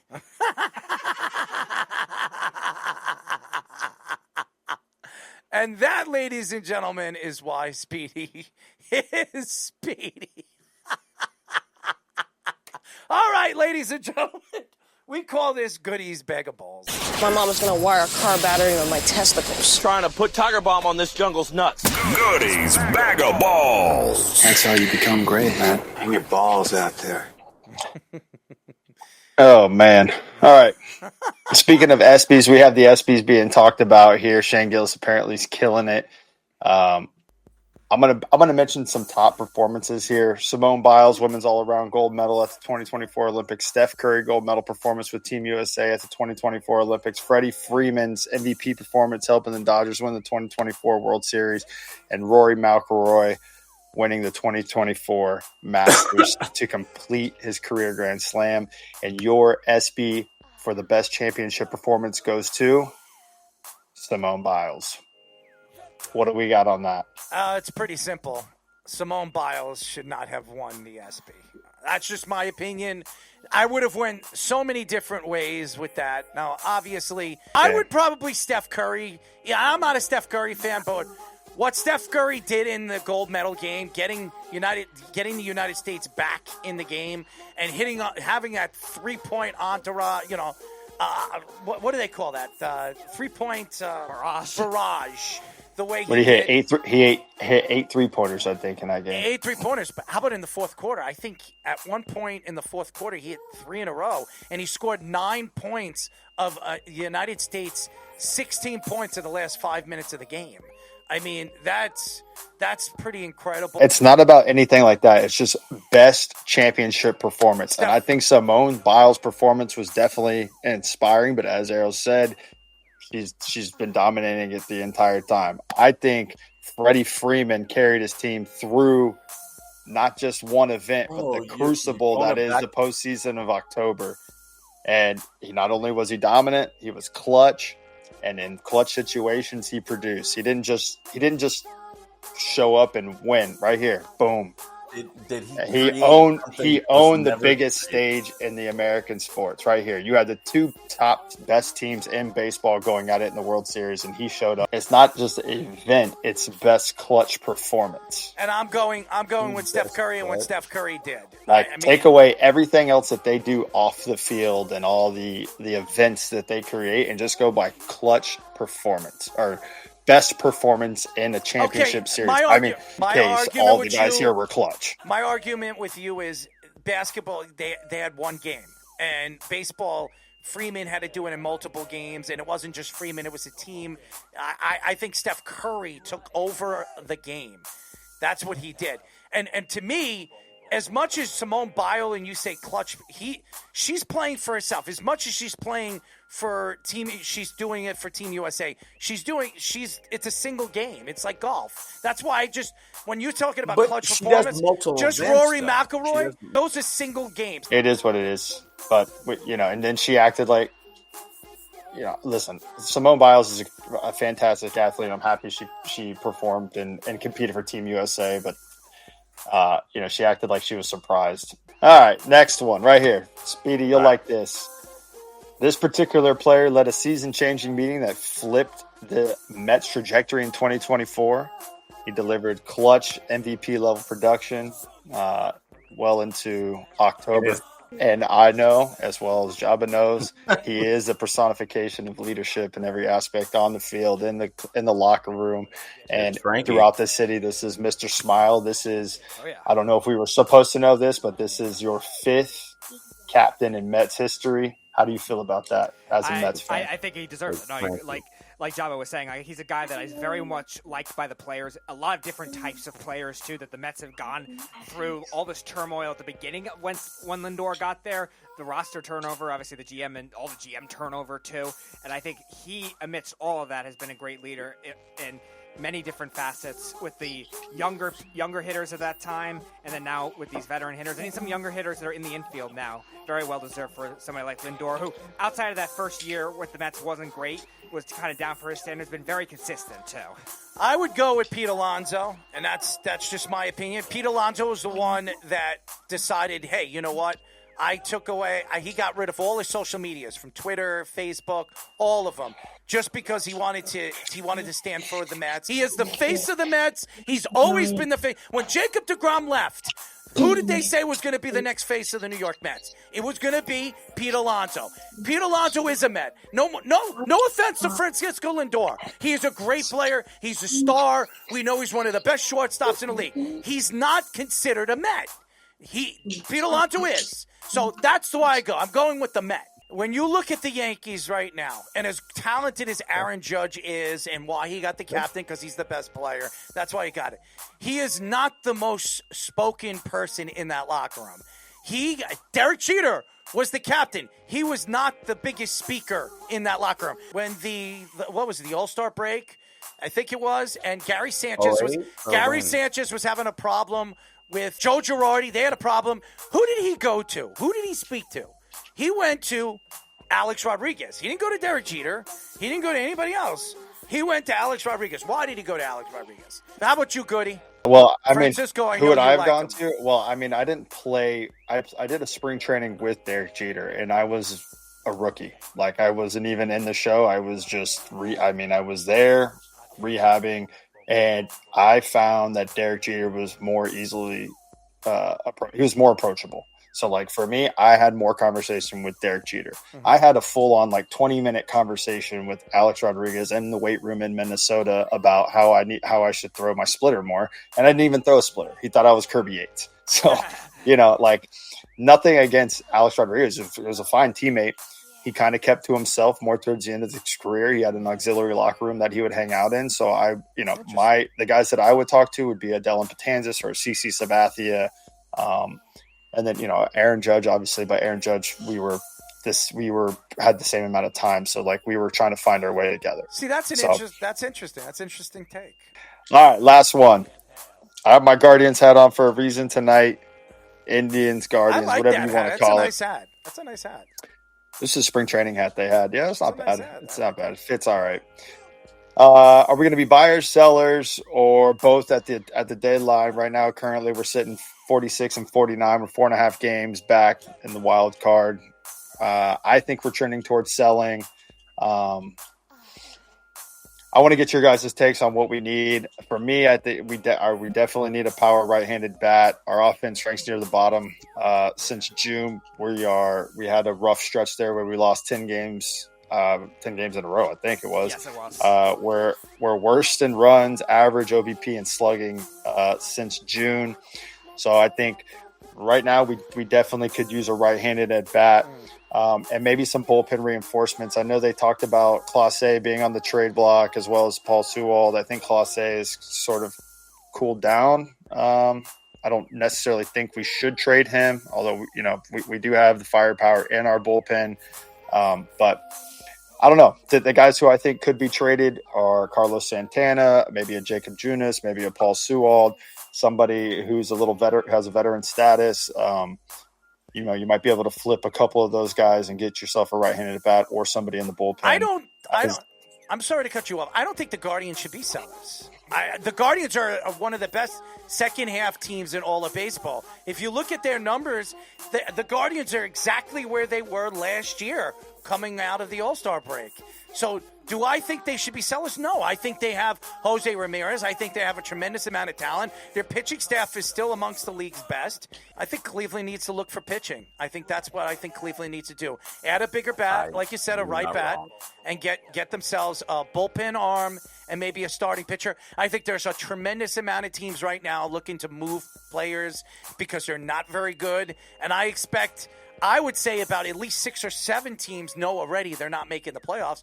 And I think they should absolutely look at those teams and see what they could bid for going into the trade deadline. The trade deadline's a week and a half away. They need definitely offensive depth because if they are going to be buyers, they're going to have to emphasize, I think, middle infield definitely they've had a trouble with, really, since trading Lindor. It's kind of been an ongoing rotation of that. Now, Goody, you brought up an interesting point about trying to salvage the relief market, too, because what's interesting is teams are going to be desperate for bullpen guys. And Cleveland's always done really well as sellers, getting a lot better value than expected. So it's not worth, I'm not saying necessarily class A, but it's definitely worth trying to explore. I don't think they're really pushing hard to trade him, but I think they're dangling to see what the market would be like. And if because they have a ton of good relievers, they need a lot of hitting right now, hitting depth-wise. Maybe they call up their number one pick in Benzana at the end of the year. They needed a lot of hitting last year, and they made the playoffs. Bazana is currently rehabbing, so we'll see how it goes. Yeah, same and as he's same hurt with Shane right Bieber. now. He's hurt right now. I like Manzardo. We'll see how he develops, but We also have two guys in AAA with Kaifas and Chase DeLauder, who I like DeLauder. I think it's smart to kind of dangle Class A out there. I mean, he's had a slow start. He's turned it on as of late. His numbers aren't trending the best. He is one of the best pitchers in baseball. He's an elite arm. You definitely put him on the trade block because if you can flip him for 3 or 4 other prospects, it depends on what they're offering. It has to obviously have to be a boatload of potential and stuff that either can help us now or help us next year and the year after that. But to me, like you have to see what he's worth. Goody, here's the scenario I'll bring up. You got to sell when he's still. The thing is his numbers are.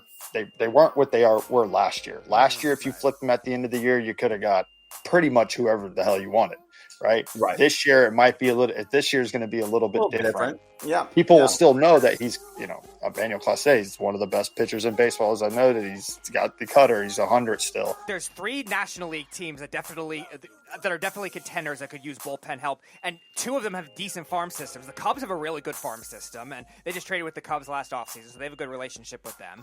The Mets are having a decimated bullpen right now. They're not trading with the Mets. Maybe not, but again, it's worth exploring. And then the Phillies, we always know they have rocky bullpens every year pretty much. It's like addition by subtraction. They try to rotate many different guys, and they don't have a great overall farm system, but they have some decent top-end guys. Stearns doesn't like to give up prospects unless he's trying to rip somebody off. He did it in Milwaukee. You have to give up a ton to get a star from him. He's not going to just if you think for 1 second the Guardians are going to just take garbage for Class A, you're out of your mind. It's not going to happen. I know Met fans believe No, it. I'm not saying it's garbage. not going to happen. I'm saying sell high. What Goody was saying before. I don't disagree Dangle him either. out there. They're not trading him. I don't think they're going to I mean, trade him. the Dodgers need help. The Yankees could use an elite bullpen arm. The Giants and Phillies could use bullpen insurance. The Pirates could use bullpen insurance. I mean, there's people out there. Phillies are good. The Dodgers are good. It's really just the Giants are on the come up. They're not like the worst team. I mean, they're not bad. The worst team is the Pirates. I don't see them necessarily, but like Sewald or Junis, they might be able to flip them for minor league arms because they're a veteran presence. If we can trade him and get potential pieces for the future, then let's do that. Or a good bat to help you now. Potential right-handed bat. To me, if you're Indians, Guardian, Cleveland fan, don't be shocked if Paul Sewald or Carlos Santana are gone by July 31st. Even a Jacob Junis, you're going to get stuff in return that can help you out. I don't think Cleveland is done, and I think Cleveland can still make the playoffs. I've seen this before. We've seen this with Cleveland. They're a second-half team, and there's still a lot of baseball left. I think people are giving up too quick. What is Cleveland? I'm not giving up on them. I'm just saying if we could flip a couple veterans for guys that will help us this year or potentially next year, why wouldn't we do that? And and Sewald's coming off of an injury anyway, so it's not like we're completely dismantling our team. I like all those guys, right? I mean, I'm there, I see them, I talk to them, I like them, but at the same time, I understand the business aspect of baseball, and I understand, look, we're not too far out of the wild card, 4.5 games back. Can we make our team better by getting rid of these one-year guys and potentially, and to be honest with you, those guys who are on the trade block, although maybe Santana would be, he's a little more vested in Cleveland, but like a Sewald or a Junis, like those guys would probably want to go to a contender, somebody who's in first place or even, a game, 2 games back, and have their best chance at winning the World Series. Because at the end of the day, like that's what you play the game for, is to win a World Series and go to a contender. And it doesn't matter what team you're on when you win the World Series, as long as you win. Well, that is Goody's bag of balls, ladies and gentlemen. Honestly, I agree with you, but I do also believe Cleveland has a chance to to make a run, and I'm not. I do too. I don't think we're out of it. I just think, like I said, if we can get pieces now, Detroit needs to prove that they can do it full season. They're hot. They're a young team. They're up and coming. They look great. We've seen this before, and teams fall flat on their face. I'm not saying Detroit's going to be that team, but there's a lot. They're good. There's still a lot of questions. They're a young team, and they have the pitching, but are they going to be able to stay healthy, and are they going to be able to last 162 games? We'll see. That's all I'm saying. All right, ladies and gentlemen, we have another segment, as we call this, NFL's Whip Around. The Whip Around. All right, let's go for it. Let's strike it out, baby. Is that Speedy as the? Oh, there it is. That's a pretty good picture right there. Jabba giving. It's a pretty good one. Yeah. Jabba's giving Speedy a wedgie because Speedy's a zebra in this one, and nobody likes the zebras in football. Guys, we got the new setup once again for this segment. We're gonna switch this right here, and for our Whip Around first story, which one should we start with? Here's a really good one. The Bill Belichick went back and forth with Bob Kraft in the news yet again because Bob Kraft, tried to make it seem like, Belichick, it was Brady. It wasn't Belichick. Belichick was poisoned to Atlanta, so now he had to go to college. We know the drama's been going on for over a calendar year now. All this stuff with his girlfriend aside. Belichick says that people told him when he first went over to the Pats, when he left the Jets high and dry, that was a bad move. He should not do that, contrary to what Kraft was saying publicly recently. Is this ever going to end, Daryl? Never. These two? No, I don't think it's ever going to end. There's a lot of reasons why Bill Belichick and Robert Kraft don't like each other. One main reason why is Robert Kraft had this love fest for his quarterbacks. He had a love fest for Bledsoe, and then when Brady came into the picture, he pushed Bledsoe out of the picture after he paid him $100 million and took on Brady and had a love fest with him. He turned his back on Bill Belichick. As a matter of fact, that whole documentary, that documentary was pretty much to take shots at Bill Belichick and only Bill Belichick. Robert Kraft wanted to blame the whole situation with Aaron Hernandez on Bill Belichick and didn't want to take responsibility that Robert Kraft wanted to keep him on that roster until the story came out. Bill Belichick is absolutely the mastermind of that organization. He built that organization to a championship team. Should he have left the New York Jets high and dry the way he did? No.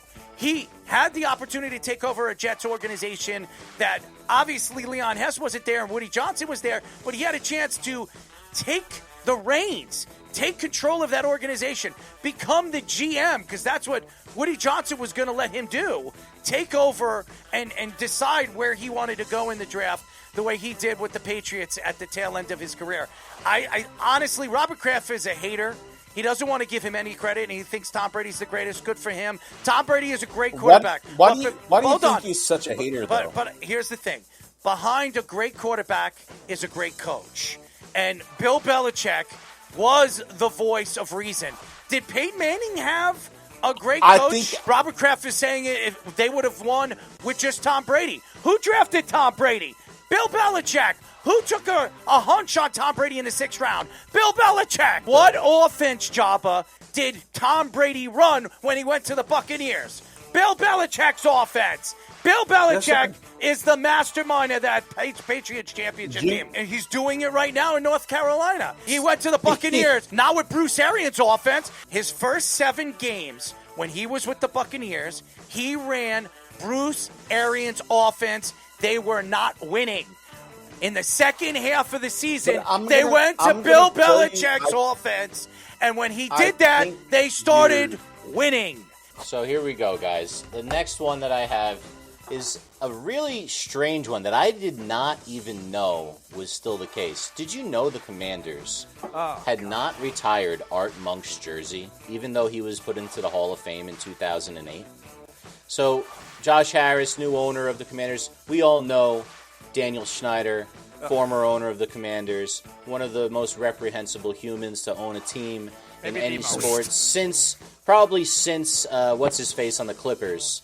No, I think Snyder's all those years worse. ago. I think Snyder was worse. He did Schneider might have been. If you're saying that he's worse than that guy, where they made a terrible show about him. Yeah. Using the cheerleaders to draw fans and draw players to come and play for his team, yeah. I think he was worse. I think it was wild stuff with that, but I don't know what the beef was. But you tell me, because I remember, at least, because I wasn't born when they were winning those championships, or I was a little kid. But I'm pretty sure the Redskins won 3 titles, and Art Monk was part of all of them. With 3 different quarterbacks, with Art Monk being the steady receiver. He retired as the leader in yards before it was broken by Jerry Rice. And he got into the Hall of Fame in 2008. Too late, many people thought. It took 13 years for him to get in the Hall of Fame. But why in God's name did it take till 17 years after that for them to retire the jersey? What clowns in Washington? I think Schneider. I think Schneider's behind it. Schneider didn't really like Art Monk, and Art Monk knew behind the scenes what Schneider was doing. He actually was on how many shows and how many television shows coming out when they were asking about Schneider and his ownership and what he's done for the organization since he's taken over as an owner. And he laughed at it. He says, "What have we won? What have we won since ownership has transitioned into him?" And when he said that, I think it affected his connection and his opportunity to be inducted into the Commanders Hall of Fame. That's 17 years later, and not that long that he was the owner of the team. It's not like Art Monk was a 2008 player. Like, he was a Hall of Famer, like Fish was saying, at that time, playing in the 80s and the 90s and playing at a high level as their number 1 receiver.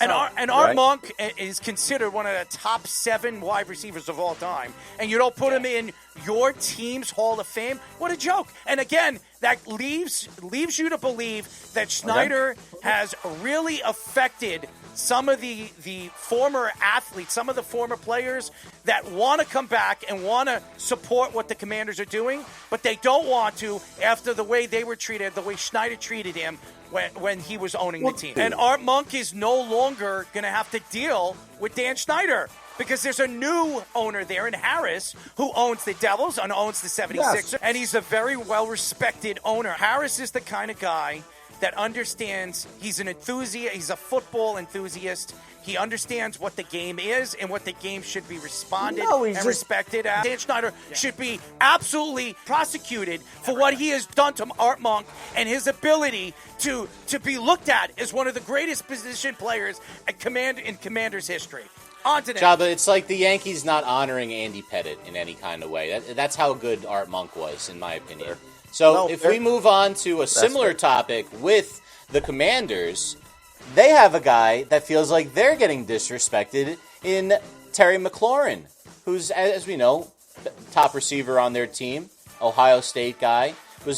Speedy was a 2nd or 3rd round? 3rd round pick. Third round pick. People sold him short. He's been excellent every single year he's been in the league, especially last year. Here's a quote from him. "With how the market is today, it conveys what guys of my caliber are deserving of. I feel I fit in that box because of how I've carried myself on and off the field. I don't want to feel like you have to beg for someone to see your worth and value. Everything in previous regimes, and now I've done everything asked of me." Why then, if he doesn't have a stigma still attached to him from being a 3rd round pick, would a guy who had 82 receptions, 1,096 yards, and a career best 13 touchdowns be disrespected with a contract if it wasn't some lingering stigma of how athletic he was coming out? It's pretty simple what he's saying. Terry McLaurin should absolutely make the money. If you look at Garrett Wilson and what Garrett Wilson is making, he has not done it as well as Terry McLaurin has done it, and as long as Terry McLaurin has done it. I think Terry McLaurin absolutely is right. I think he should be a little bit more respected by the organization that he decided to stay with. He could have walked. He could have said, you know what, when his contract was up, 2 years ago? Yeah, 2022. He was almost traded. He had an opportunity to go anywhere he wanted, and he says, I want to be a Commander for life. And now that his contract's up, and he's putting up numbers with Jaden Daniels, and he has a chance to be a number 1 with a real quarterback, you should pay him real wide receiver money. McLaurin is right. He's the number one guy there. He should be paid like it. Here's the case with Terry McLaurin, I think, with the most recent rumor. I think $35 million a year is what he was asking for, which is about what CeeDee Lamb got last year. So I can see where Washington's kind of having pushed back. There's ways to manipulate this cap now where you could either give a higher percentage of guaranteed money, or you could front load it now and backload it later, because the Commanders have cap space. That's where McLaurin has a good gripe with this. It's the most cap space they've had in a while. They don't have to pay Jane Daniels for a while. I think it's I think McLaurin absolutely deserves the contract. Terry McLaurin should get the contract. Garrett Wilson got the contract. He's the number one guy. McLaurin has his number one quarterback. Now they bring in weapons to help him out. It's going to open it. We've got the Chiefs making Trey Smith the highest paid guard in the NFL. Obviously, remember, they moved on from some key players. They've had trouble along the line. They had injuries last year. It cost them finally in the Super Bowl when they had to put Joe Thuney out at tackle up against Josh Sweat, and he ate him for lunch. Was an all-pro guard. Guards tackle is obviously a different position at the NFL caliber. This is a position I did play. I do have some experience on this. Right, just not as good in space. A guard prospect is going to be a little bit less of a lateral mover, more of a power guy that can just beat up the guys inside. The guys that have to take on Dexter Lawrence, for example. You want those to be able to move people. So Trey Smith is now the highest paid guy in the league. Except, I don't think he's the best guard in the league, Speedy. I think he's good, not great. No, he's not the best. And it's kind of curious. He's not the best overall, but he's still young enough, I think, to warrant that. I think Chris Lindstrom was the previously highest paid guard, and maybe at the time I didn't know if Atlanta, he didn't deserve it at that time being the highest paid over Zach Martin and Quentin Nelson, but it's the highest paid for a younger guard, and maybe Trey Smith's that next level of that. I think Lindstrom's probably a little better than he is, but that's the market, and if the Chiefs are going to trade Thuney like they did and all these other pieces, they had to make this work. Thuney was their best guard, and Thuney went to Chicago. And now Thuney has a chance to succeed with a new coach in Ben Johnson. Thuney was the best guard in the NFL when he was over there in Kansas City. He won a Super Bowl over there with Kansas City. Since Thuney has been moved to Chicago and they decided to pay Trey Smith, are they going to win another Super Bowl? And here's another fact with the Kansas City Chiefs. The Kansas City Chiefs are not even expected to win the Super Bowl in the AFC this year. They're not even favored. So now you're overpaying a guard that is not even the best guard. He's not even a top 5 guard right now in the NFL. More money than you could have paid a younger guard that has much more talent and much more opportunity to be an elite guard for the Kansas City Chiefs. Overpaying a guy that you trust, or Patrick Mahomes, you don't pay a guard that kind of money. You pay a tackle that kind of money. I think it was a big mistake. This is a bad move for a guy like Andy Reid, because Andy Reid is trying to compete in an AFC that is going to now, he's got a division he's got to worry about. The Chargers and Jim Harbaugh, the Broncos and Sean Payton. You're not going to be the beast of the East anymore. You're not going to be the beast of the AFC because, again, Buffalo's expected to be better. Baltimore's expected to be better. And now you're looked at as the third or fourth team in the AFC, and you're going to pay a guy and overpay a guard that's not even a top 5 guard in the NFL. And you let Thuney go to Chicago for nothing. I think it's a bad move. It's not going to set him back because you have one of the best quarterbacks in the NFL that can actually hide the deficiencies of an offensive line. Again, I want to see what they're going to do in the draft next year. I think the decision, Jabba, is because Trey Smith's a big guy and he's like an elite run blocker. PFF has him as the 7th-ranked guard coming into the league this year.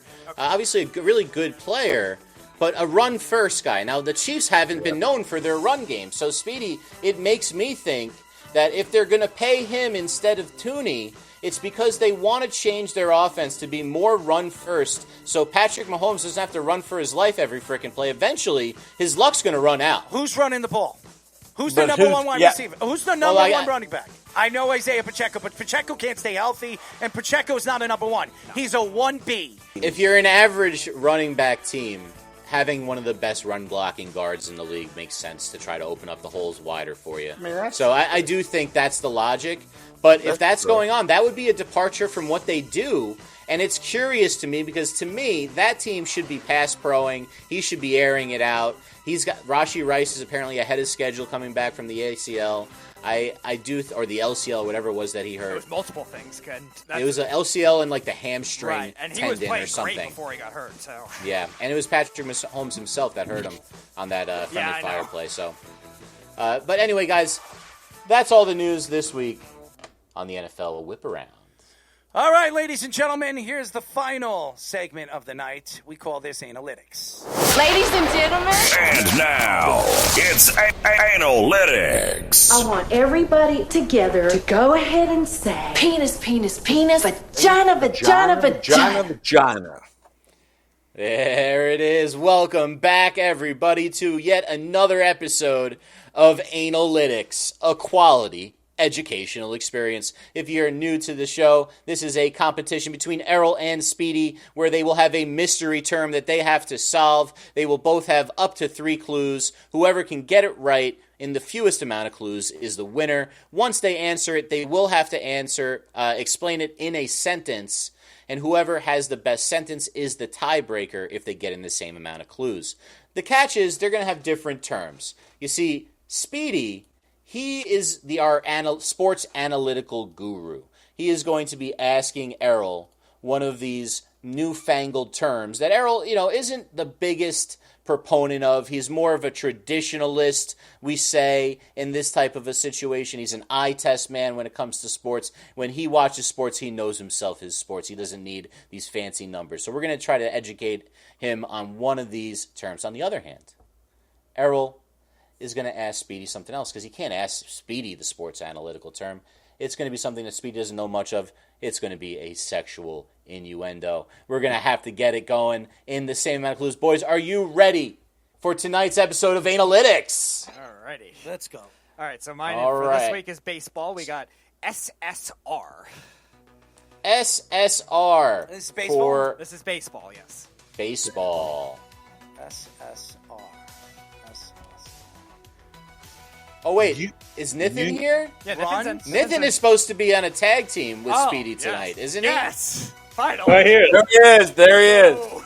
Oh, Fish, man. you forget about me, Fish? Come on, Fish. Don't you forget about Nathan. Good reference. No.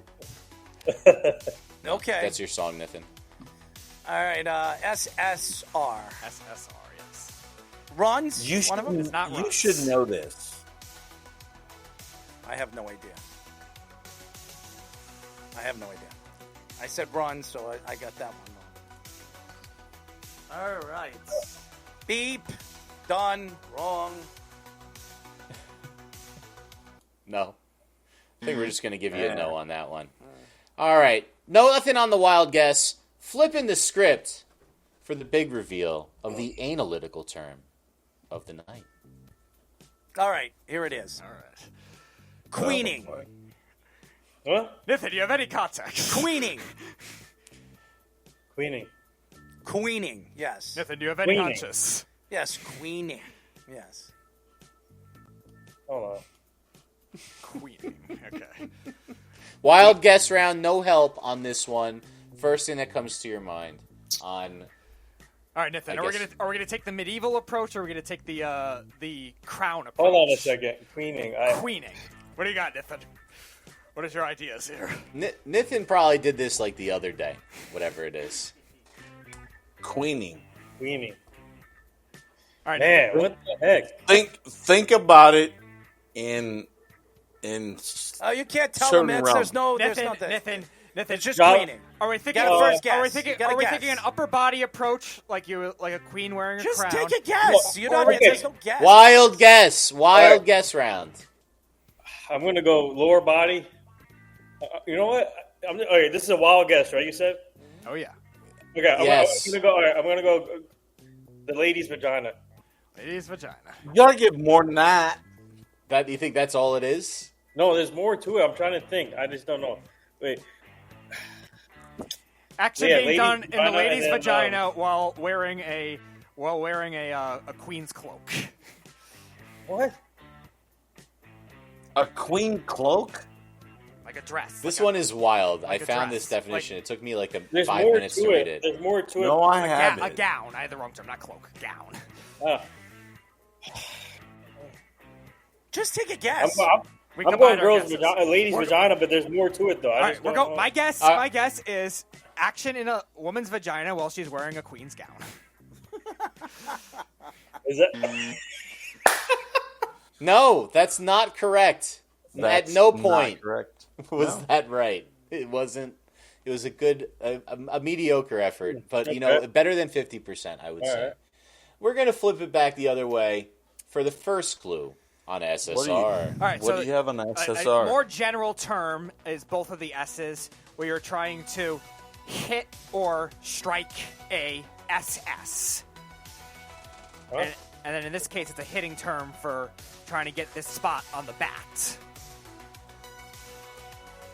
Say that again one more time. So, in like a general term, if you're trying to hit or strike, What do you do with a baseball? Do you Like- swing or? like- Sorry, I gave it away. you're trying to, if you're trying to get a desired spot when you're punching or striking something or hitting something, you could consider it a SS. Slugging? No, not slugging. Like, it's a more general term. You hit the blank blank. The general of slugging. Desired what is location. the general of slugging? No, you got it wrong. Let's give it back the other way. The next clue, or the first clue, for queening. No, this is second. That was wild second guess.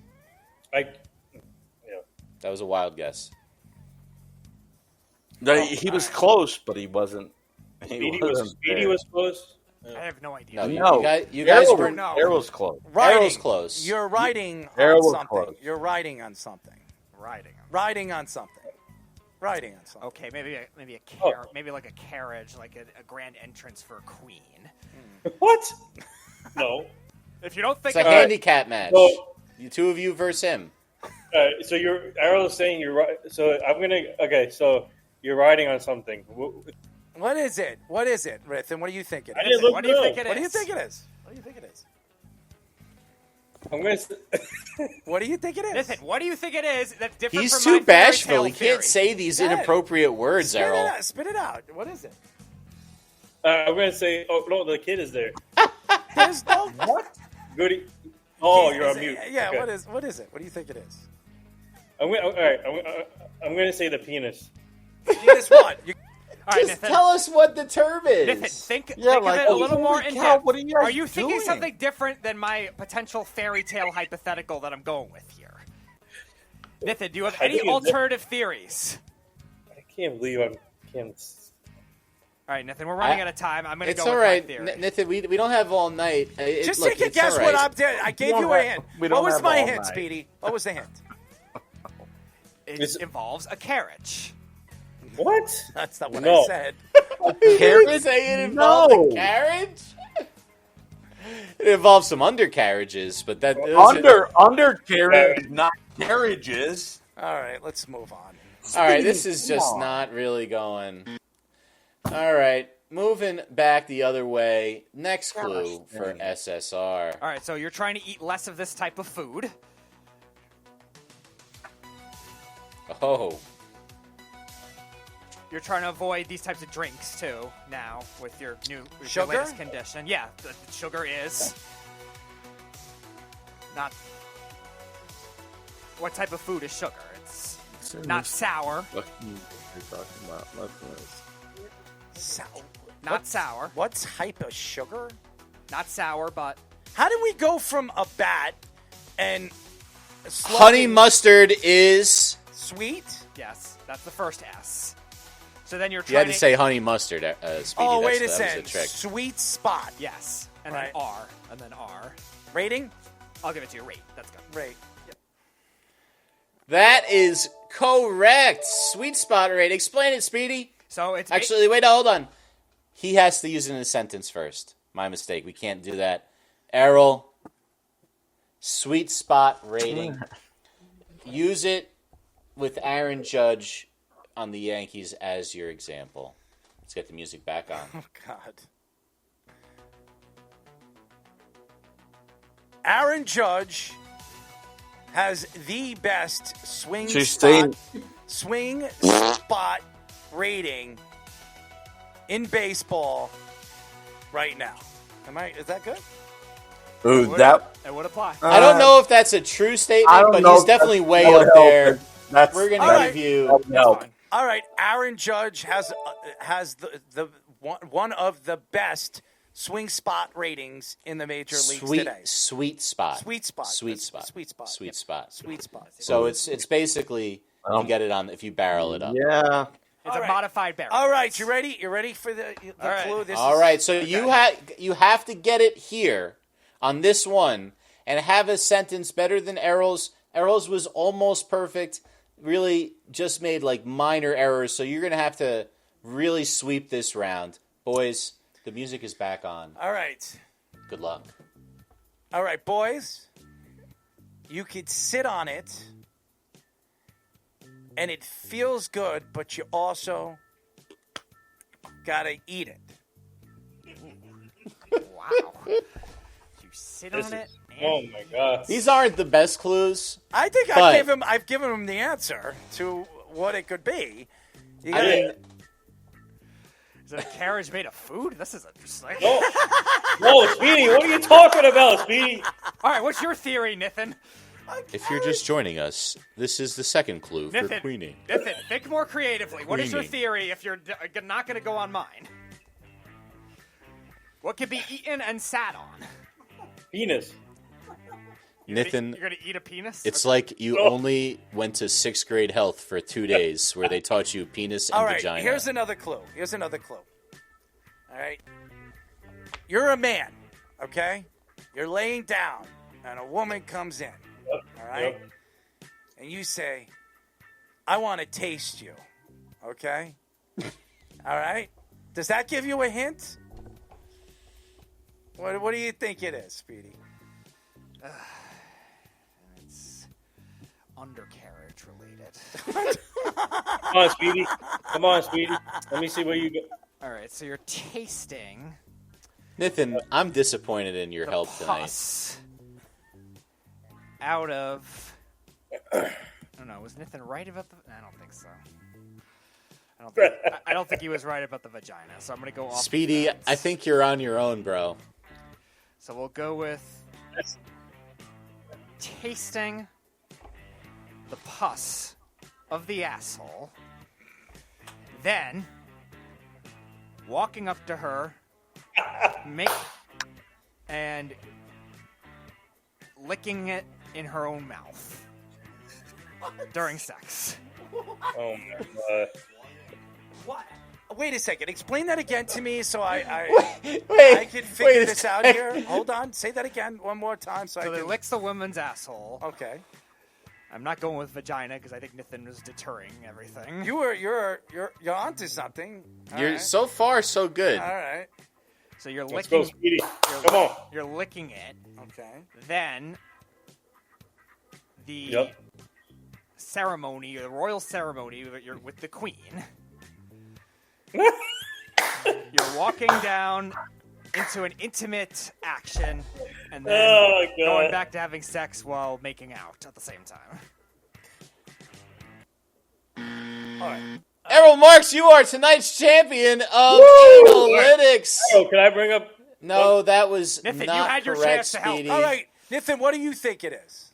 No, can I bring up one thing? Good. Oh, God. The porn star we're talking about? Yes, You didn't bring it up until just now? Go ahead. Who's the porn star? Brooke something? No, the one who is getting all the attention right now. Yeah, who is her it? Her name is Bonnie Blue. Bonnie Blue. You couldn't have used that in any context before. Nathan, you know all about these raunchy. All right. Here's an easy word for queening, and you could tell me what it is. Ready, Nathan? Face sitting. Do you know what that is? Yeah, when the woman sits on your face, right? There you go. Duh. And what do you do? What do you do when that happens? You eat the pussy, and then come on. Tommy, clip that right now. Right now. 4:13 and change. Goody, are you lost over there? What are you watching over there? You watching some Body Blue? Errol, you got to send him some Job in the Mouth earmuffs for his kid if he's going to be sitting there while this segment's on. I got two in my ears. There's no chance I'm letting him listen to this. What's it called? Goodness gracious. He needs to get out of here. Yeah, there's no chance. I got my headset on. It's just this is absurd. Yeah. Yeah, I don't think you definitely don't want your kids to hear that. No. Definitely. I'm embarrassed. I'd be embarrassed too. I mean, I have him playing video games. That's what we're playing right now. He's playing some video games. What are you playing, first of all? He's playing Fortnite. I'm kind of just watching him a little bit here. It's like a run around and shooting, but it's like a sandbox. So he's just running around. I know Fortnite. My nephew's in the top 13 percentile right now in the country. He's actually really good. My son is definitely not, and he's 7. So he actually has won a little bit of money playing Fortnite. My nephew. I know he could do it. I don't let him play too much, but. Tonight we were going to watch Obi-Wan Kenobi's we're on a Star Wars kick right now, so I'm trying to get him. I don't know much about Star Wars. I gotta ask Speedy. Speedy, want to come to the Jersey Shore with us? You want to go to the Jersey Shore with them? When? Remember my friend Frank Luna? Frank Luna. Yeah, you should do that. You got to do that. You got to. Hey, Fish. I mean, not Fish. Speedy. Come to the Jersey Shore. We'll come to the Jersey Shore. He'll hook you up. Nathan, I know you have a dream to be my wingman. I'm aware.